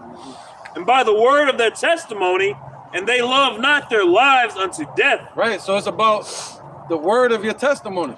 So the Lord said, every idle word that men shall speak, they're gonna give account for in the day of judgment. So it's all about your testimony. And you better be testifying the correct way. You got these some of these camps out here giving off the wrong vibration, and they're not warning the people to prepare them for the battle. They're not going. The ones that's following them not going to be able to stand and overcome. You see that? Go ahead, Art. Oh, go ahead. Definitely. All right, this is the book of Proverbs, chapter 30, and I'm gonna start at verse 5. Every word of the Most High is pure. Oh, God. He is a shield unto them that put their trust in him. Add thou not unto his words, lest he reprove thee, and thou be found a liar. Wow, God, you got to speak on that. Con, and I just brought that out to back up the elder, man. You know what I'm saying? Just like he was speaking on these other alphabet counts that like to sleep upon their beds and make up doctrine when they wake up. And also, you know what I'm saying, us, you know, that's in the fold, all we have to do is keep that doctrine, man. That's right. You know what I'm saying? Keep Yahweh Bashem Yahushua wholesome words, you know what I'm saying, in the volume of the book. Right, man. He said, love not your life unto death, man. Fine. You know? So that comes with what? Presenting your body as a living sacrifice. You know? So, yeah, man. Let's keep going. Great point, brother. Revelation chapter 12, verse 12. Therefore rejoice, ye heavens, and ye that dwell in them. Right, so who's dwelling in the heavens? All right, the angels and the elect. That's where your mind should be at. Somebody get Philippians 3 and 20. So he said, rejoice, ye heavens, and ye that dwell in them. All right, so the elect are dwelling in heaven right now. All right, spiritually speaking. Yep, Philippians 3 and 20. It's the book of Philippians, chapter 3 and verse 20. That's right. For our conversation is in heaven. Whoa, our conversation is in heaven. You see that? So we're the ones that dwell in heaven. Go ahead. From whence also we look for the Savior, the Lord Yahushua Mashiach, who shall change our vile body, that it may be fashioned like unto his glorious body. Right, so he's going to change our vile bodies. It's going to be fashioned like his glorious body, all right? So he can do that either way, give us new bodies or change these. Go ahead. According to the working whereby he is able even to subdue all things unto himself. Right, so that way he's able to subdue all things unto himself. So yeah, man. All right. So our conversation is in heaven. All right. So go ahead. Rejoice, ye heavens. Gone. Therefore, Revelation 12:12. Therefore rejoice, ye heavens, and ye that dwell in them. Woe to the inhabitant. And he said, those that dwell in the secret place of the Most High. All right. Go ahead. Woe to the inhabitants of the earth and of the sea, for the devil is come down unto you, having great wrath, because he knoweth that he has but a short time. Right, because that's why he's coming down with great wrath, and we haven't seen it yet. It's building up to it. You can see him kind of setting everything in place, getting the table. The table is set. Now they're about to eat. But the Lord said when they go to eat, to devour, that's when the Lord gonna rain fire upon them. All right, when they go to fill their belly. Okay, so that's right. Keep going to 13. So they got a short time, man. The scriptures say Esau is loose for a little season. They got a short time, especially we seeing the prophecies coming to pass. We know that the end is like right there, man. All right, they got a short time. You always seen everything being squeezed. They're getting time limits. They got to do this before the ice hardens up. They got to do this after the Olympics. They got to do this before Russia gets over to Ukraine. They got to do this before China and Russia start their new world order with the banking system. So they got to start something with the SDRs beforehand. So they got to crash the American economy. So everything gonna happen according to the Lord's plan. All right, go ahead. Verse 13. And when the dragon saw that he was cast out unto the earth, he persecuted the woman which brought forth the man-child. Right, so when were they cast out to the earth? They were cast down to the earth back during the time of Yahushua. All right, they were carnal. But they were the ones that dwell, the inhabitants of the earth. See, us, we dwell with the heavens. Our conversation's in the heavens. All right, so Esau, he said, on thy belly shalt thou go. Right? Carnal ass Esau. But it says, he persecuted the woman which brought forth the man-child, man. So he persecuted the woman now, not just chasing after the child. Because Yahushua is on the right hand of the Father, so now he's persecuting us. How did they do that? Slavery. All right? Yep. Oh, well, actually, no, Salakia, 70 AD. All right? And then it led up to this. Okay, 70 AD, they persecuted us. Titus and Vespasian. And then, right here, man, it was called the Jewish-Roman Wars. All right? And it led up to this, which was slavery. All right, go ahead, the water, brother. Verse 14. And to the woman were given 2 wings of a great eagle, that she might fly, Salakia, that she might flee into the wilderness and to her place where she is nourished for a time and times and half a time from the face of the serpent. Right, so that just means for a short season, all right? So we're going to be nourished here, nourished in the scriptures, but now it's speaking about that same place, being Arsareth or America, but now the place that was prepared by the Most High, he also gave us wings of an eagle to fly into that place. You see that? So let's get that, let's focus on that. Somebody get Exodus 19:3. All right, so the same deliverance we had coming out of Egypt, the Lord he protected the anointed ones during 70 AD. All right, and just like now, he's going to deliver the children of Israel on wings as well, the wings of the wind. This is Exodus. Oh, okay, you got my back. Chapter 19, verse 3. 32. It says, and Moses went up unto Yahweh. Yahushua, but Yahushua. No, you good. It was Yahweh, but you know. Okay. Well, and Moses went up unto Yahweh by Hashem Yahushua, and the Lord called unto him out of the mountain, saying, thus. Right, that was Yahushua they're talking to him. Okay, go ahead. Saying, thus shalt thou say to the house of Jacob, and tell the children of Israel. Yep, go ahead. Ye have seen what I did unto the Egyptians. Right, we've seen it. That's what we tell our people today. We have seen what the Lord did to the Egyptians, the Africans. Go ahead. And how I bear you on eagle's wings. Whoa, there go the eagle's wings again. So the Lord bared us on eagle's wings, meaning he protected us swiftly. Go ahead. It says, and brought you unto myself. See that? So he brought us out of Egypt quick, all right? And protected us like eagle's wings, right? And brought us into the wilderness with him, all right, to deal with him for the Passover. Go ahead. Now therefore, if ye will obey my voice indeed, and keep my covenant, then ye shall be a peculiar treasure unto me above all people. All right, man. All right, so now we're like that treasure that the Lord is seeking out, man. You know, a treasure hunter. And now with that treasure, we become the jewels. And the Lord said he's making up his jewels now, and he's going to search us out and gather us. All right? So go ahead. That was it? He said from all the places he scattered us. For all the earth is mine. That's right. So anywhere we go, this is the Lord's earth. We got to know that. That's why I always tell somebody being homeless. I was homeless before. I always had that mindset that this is the Father's house, man. Well, this is a footstool. All right? The whole earth is his, man. You know? So he buried us on eagle's wings and brought us out of Egypt swiftly, the same way he took us into the wilderness and he had a place prepared for us there, meaning we will be taken care of, all right, in safety. All right? But the ones that went to the right, you had some that went to the Judean hills, like Yahushua said, and then the other assholes, they went towards, what was that called? Masada. And guess who that was? The ones that went to Masada and did a suicide pact and killed the damn self.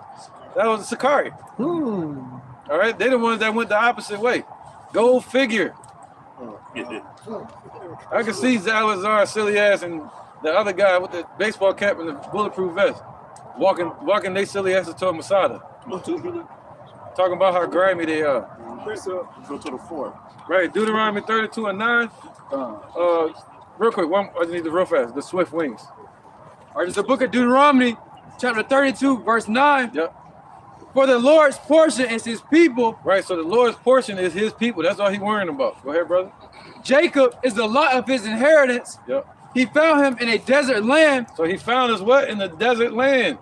All right, just like today, America is the desert land. Just like in 70 AD, we were scattered into the desert, which means the whole world, all right, into non-existence almost. Go ahead. He found him in a desert land, in the waste, howling wilderness. Oh, in the waste what? Howling wilderness. In the waste, howling wilderness, man. So we're in this wilderness today, and the Lord gonna find us. All right, go ahead. He led him about. He instructed him. So he led us. He led us about, and he instructed us. That's the eagle's wing that the Lord was talking about. He led us out of Egypt swiftly. Go ahead. He kept him as the apple of his eye. That's right, man. It's focus. Keep going. All the way to 12. Gone. As an eagle stirred up her nest. Whoa, as an eagle? Go ahead. Fluttered over her young. Oh, can you read that again a little clearer? As an eagle stirred up her nest. Right, what does the eagle do?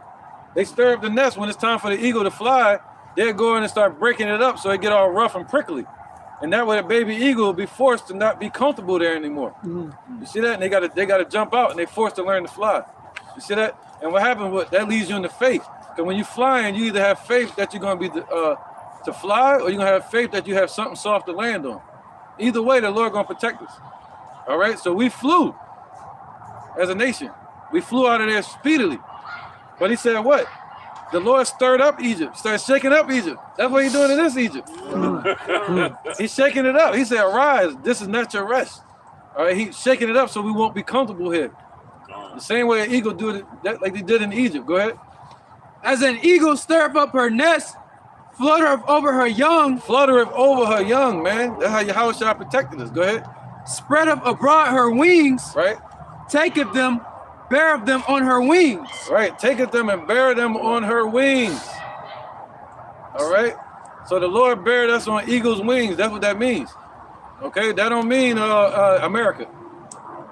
Or the eagle don't mean the Roman Empire right there.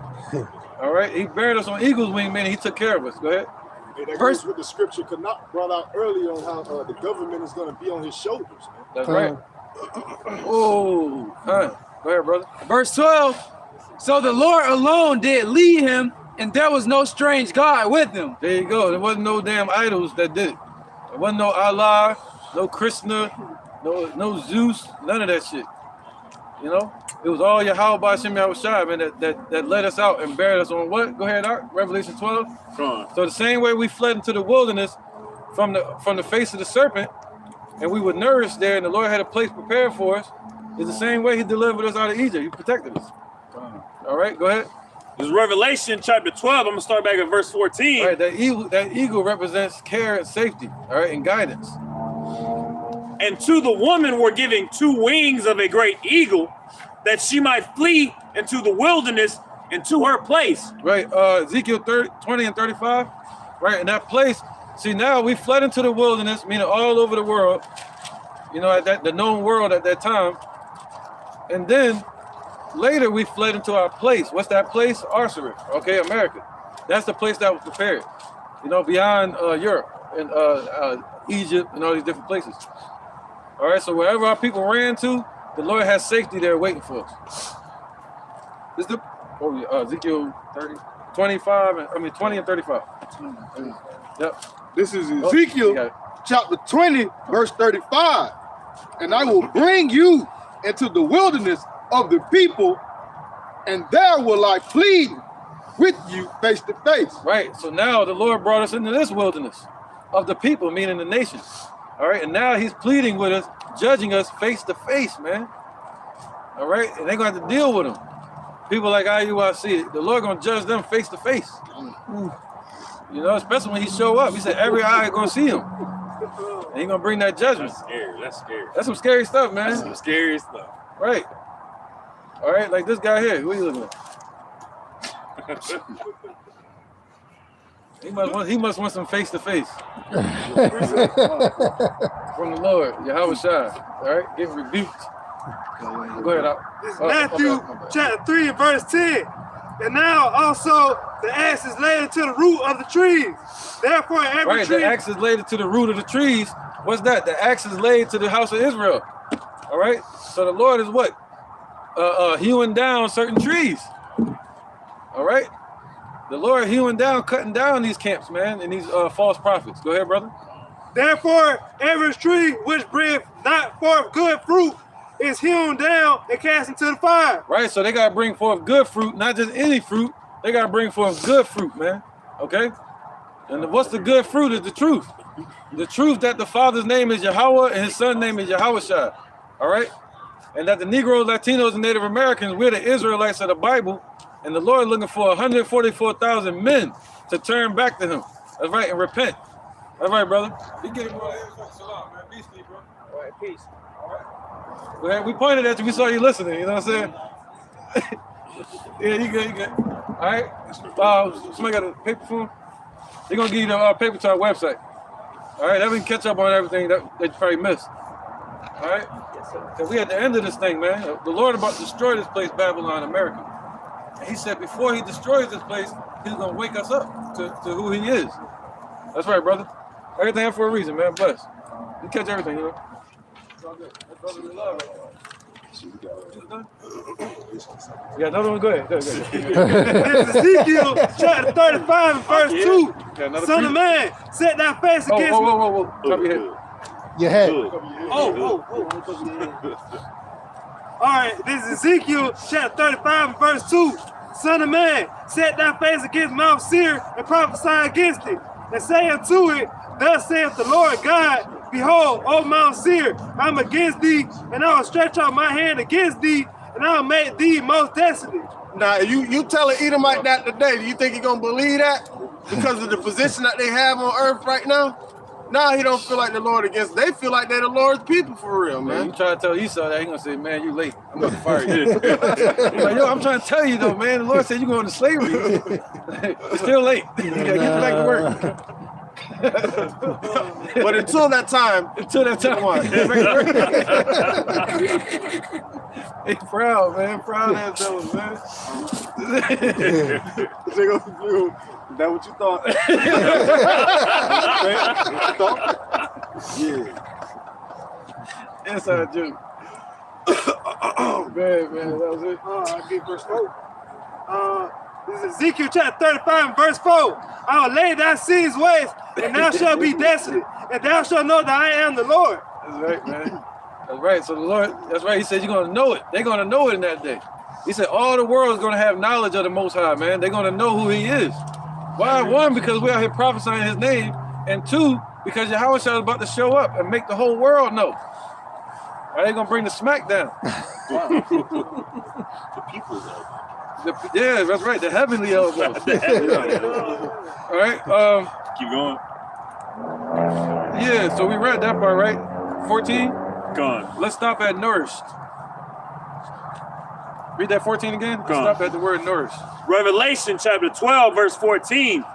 And to the woman were given 2 wings of a great eagle, that she might flee into the wilderness, into her place where she is nourished for a time. Right. So now you understand that. All right. That eagle, it represents the Lord's protection and covering while we're in the wilderness and scattered. All right. And basically obsolete, as a nation. And all the nations were confederate against us. They said what? Let us cut them off from being a nation. We ain't got to get that. I really don't want to get in school. But that's right, man. Let us cut them off from being a nation, man. And they tried to do that.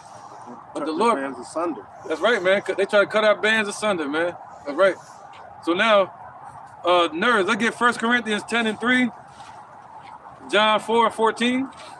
All right, let's see how we were going to be nourished for a certain time, man. All right, this is the book of 1 Corinthians, chapter 10, starting at verse 3. Yep. And they all eat the same spiritual meat. Whoa, so we eating over here. That's where we at. We in the wilderness eating. All right, so we eating the spiritual meat. That's why he say desire sincere milk of the word. We drinking it. You got the water. You got the feast that the Lord laying out for us. All right, in the wilderness. He said, I prepared the table. Somebody get that? Come on, man. I prepared a table for thee. Somebody know what that's at? Prepare the table. In the presence of that, come on with it, bro. Keep reading. 1 Corinthians 10 and 3. Yep. And they all eat the same spiritual meat, and they all drink the same spiritual drink. Come on, man. For they drank of that spiritual rock that followed them, and that rock was Yahushua. Woo! Ain't that something? So we're drinking up that rock now. He said, what? Come to me, all ye that thirst. All right, the Lord said he'll quench that thirst. All right, so this is that drink. The wine, the water, the milk, the oil. So the Lord has created a feast over here where we're being nourished, building up our bones. He said, desire to send some milk that ye may grow thereby. All right, he said his word is going to be health to thy navel, and strength to thy bones. All right, that's what you're doing. We eating. Go ahead. This is John chapter 4, verse 24. God is a spirit, and they that worship him must worship him in spirit and in truth. Right, go to 14. 14. 4 and 14. This is John chapter 4, verse 14. Yep. But whatsoever drinketh of the water that I shall give him shall never thirst. There you go. But the water that I shall give him shall be given in the well of sprinkling, going up into everlasting life. There you go, man. So we're drinking this water, man. And that water going to lead you all the way to everlasting life. Look at that, man. All right, so that's that being nourished in the wilderness, man. Precept. Go ahead, brother. It's the book of St. John, chapter 1 and verse. I'll start at verse 22. Then said they unto him, Who art thou, that we may give an answer to them that sent us? What sayest thou of thyself? He said, I am the voice of the one crying in the wilderness. Make straight the way of the Lord, as said the prophet Isaiah. Right, yep. And they which were sent were of the Pharisees.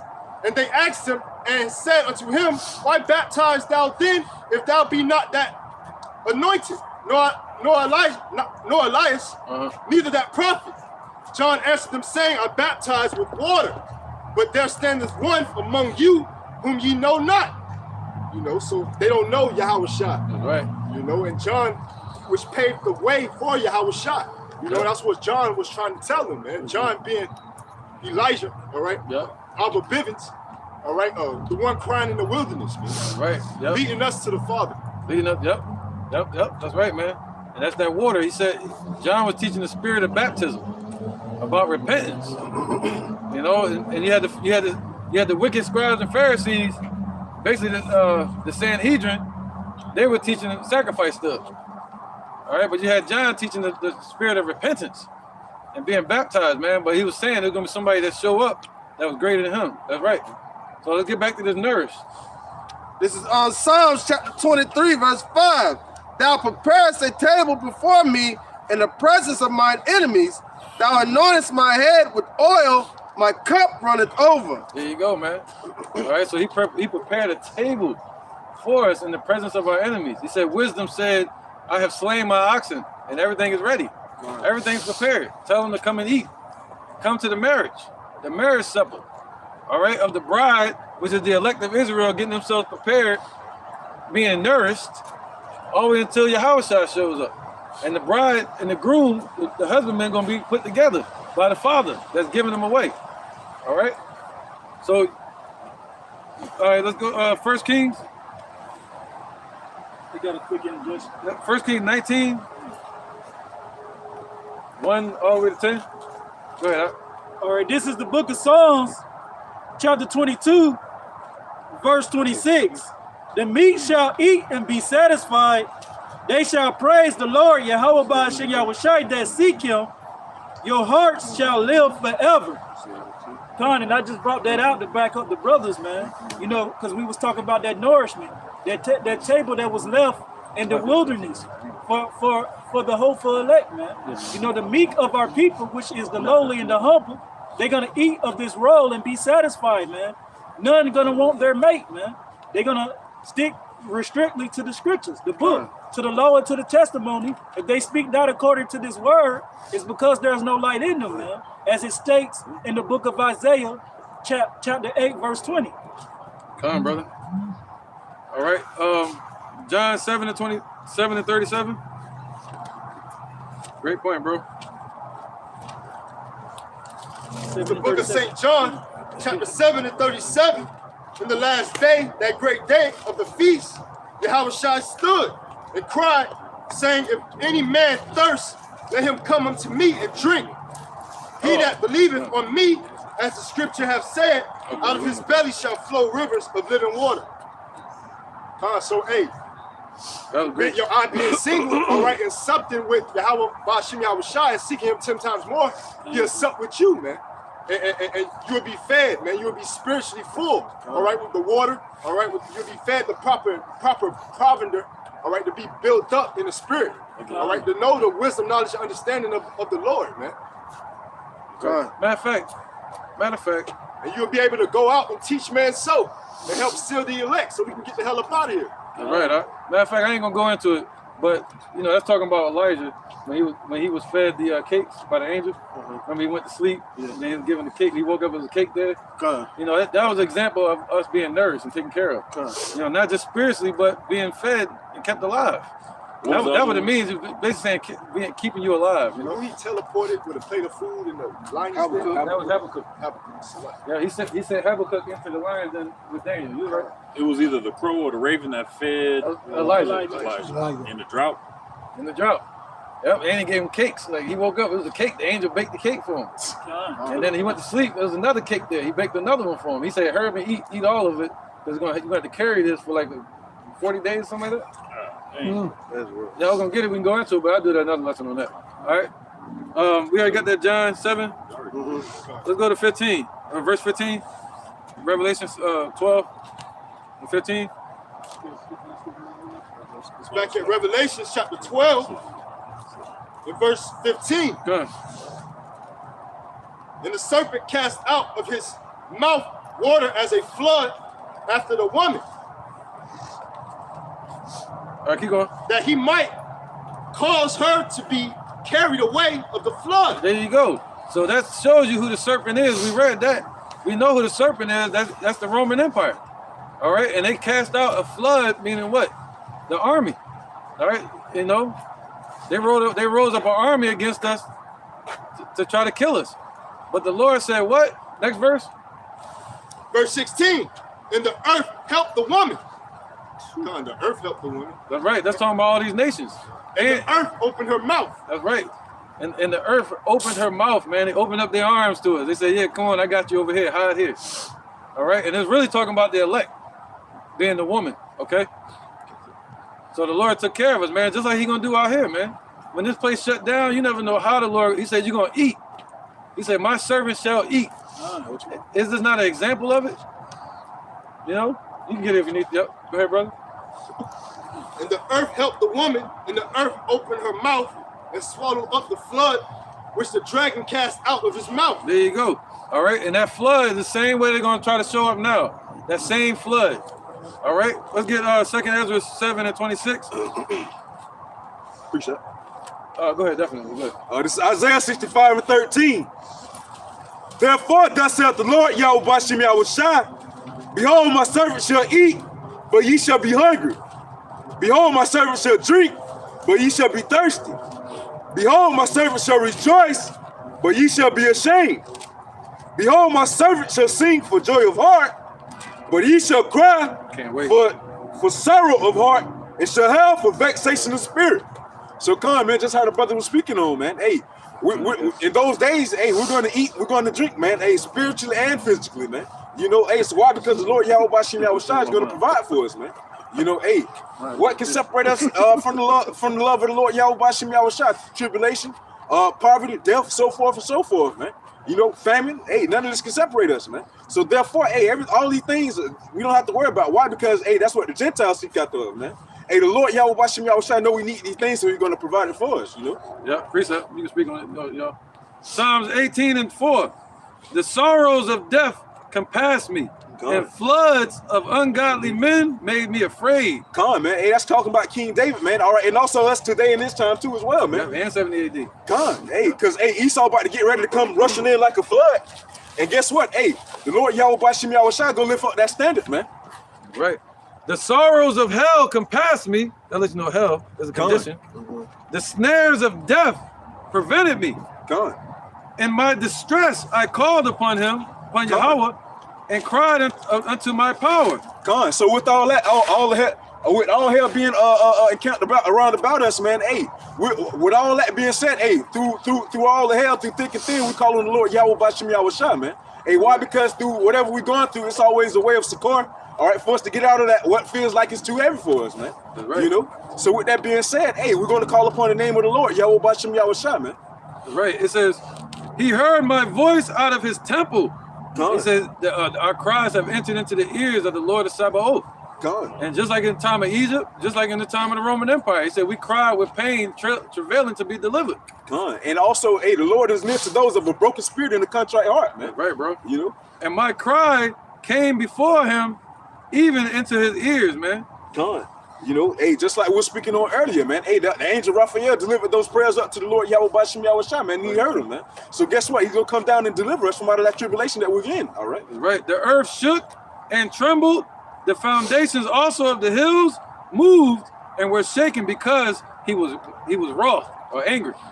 All right. So now let's finish this out, yo. So they got the 2nd Ezra real quick. Second it. The car got it. This is 2nd Ezra chapter 8, verse 26. 7, verse 26. Behold, the time shall come that these tokens which I have told thee shall come to pass, and the bride shall appear, and she coming forth shall be seen that is now withdrawn from the earth. There you go. So now we're being seen. See, we were withdrawn from the earth. All right, especially during the time of 70 AD. They thought we was done. They ran us into the desert, into non-existence, obscurity. But now the Lord said, what? Now she's going to be revealed. You know, that which is her that is withdrawn from the earth. All right, so we're going to be revealed, man, especially coming from the heavens. All right, last verse, Revelations. Revelation chapter 12, verse 17. And the dragon was wroth with the woman, and went to make war with the remnant of her seed, which keep the commandments of Yahweh and have the testimony of Yahweh Shai Mashiach. Right, that's right. So they come now. We're in that time where they're making war with us again. All right, they set up their religious system, the spirits that leaped out of the mouth of Europe like a frog. All right, the banking system, their military system, and their religious system. Right, that's right. So they're setting war against us, man. That's what all this is about. You know, and what do you say? Enemy wrestling like a flood. Yep. Let's bring that out, and then let's bring this out. This is 2nd Ezra chapter 16 and verse 7. Yep. Then we're gonna shut it down. For there shall be in every place and in the next cities a great insurrection upon those that fear the Lord. They shall be like madmen, sparing none, but still spoiling and destroying those that fear the Lord. That's right. So they're not going to be sparing nobody. You know, they're going to be sent in here like Gurkha troops or the martial law troops. They're not going to be sparing anybody, especially with these mandates. Look what they're doing over in China. They're going to people's house, dragging them out. Oh, so we ain't got going. You know, be careful. I'm kind of like, but you know, we do talk about, you know, but you know, what you said? What you said? Yeah. So they're going to be persecuting us, and the persecution really going to be on us because we're the only ones that really standing strong. You got people in these other religions. They're giving right into it. And when it comes down to the wire, the only one that's still going to be against this place is the elect. There was 7,000 men that he kept, that didn't bow to the Baal, man. He kept to himself. That's right. The innumerable number of men, which, you know, or a complete number in that sense. It'd be 144,000 and the 1/3, which is an innumerable number. You know? So, yeah, man, that's not going to bow down to this system. And they're going to try to put hell on us because of that. All right? But what the Lord say, let's end it with this. That same flood that scattered us in 70 AD, they're going to try to bring that again. But what the Lord say this time? All right? And we're not going to be ran into no deserts no more. Somebody please bring it out. This is Isaiah 59:19. So shall they fear the name of the Lord. You heard it. This is Isaiah 59:19. So shall they fear the name of the Lord, Yahweh Shem Shai, from the west, in his glory from the rising of the sun. When the enemy shall come in like a flood, the Spirit of the Lord shall lift up a standard against them. That's right, man. So the Spirit of the Lord is going to lift up a standard against these damn devils, all right? You're going to say, touch not my anointed. Get your hands off. All right? So, you know, protected by Yahweh Shai. Stand back. You know, so with that, man, we're going to end it there, man. So that's a lesson on Revelation 12, dealing with the dragon, the war in heaven, the woman, how she got persecuted in the Roman Empire, of, you know, the Iron Empire, you know, and ultimately how her child was sent up to the right hand of the Father and persecuted too, and how we're going to be delivered in the end, you know, and no longer hidden in obscurity anymore. And now, he said, we're the hidden ones. But he said, what? Thy eyes shall see thy teachers. You know, so the Lord said, what? We're a light now. And we got to put our light on the top of a candlesticks for the whole house to see. You know, so we don't hide anymore. All right, so with that, man, we're going to end it. We're going to say, Kal, Alayim, La, Yahweh, Ba'ashem, Yahweh Shai, Ba'ashem, Ha, Rakah, Kodash, Ma'amah. All right, double honor to the elder apostles of GMS that rule well, and their elders, and Shalom to you, Akim, and Nagwatim and children that believe in sincerity and truth around the four corners of the earth, and to Tawada for supporting our videos. And please share the videos, man. All right, so with that, Shalom. Push. Can't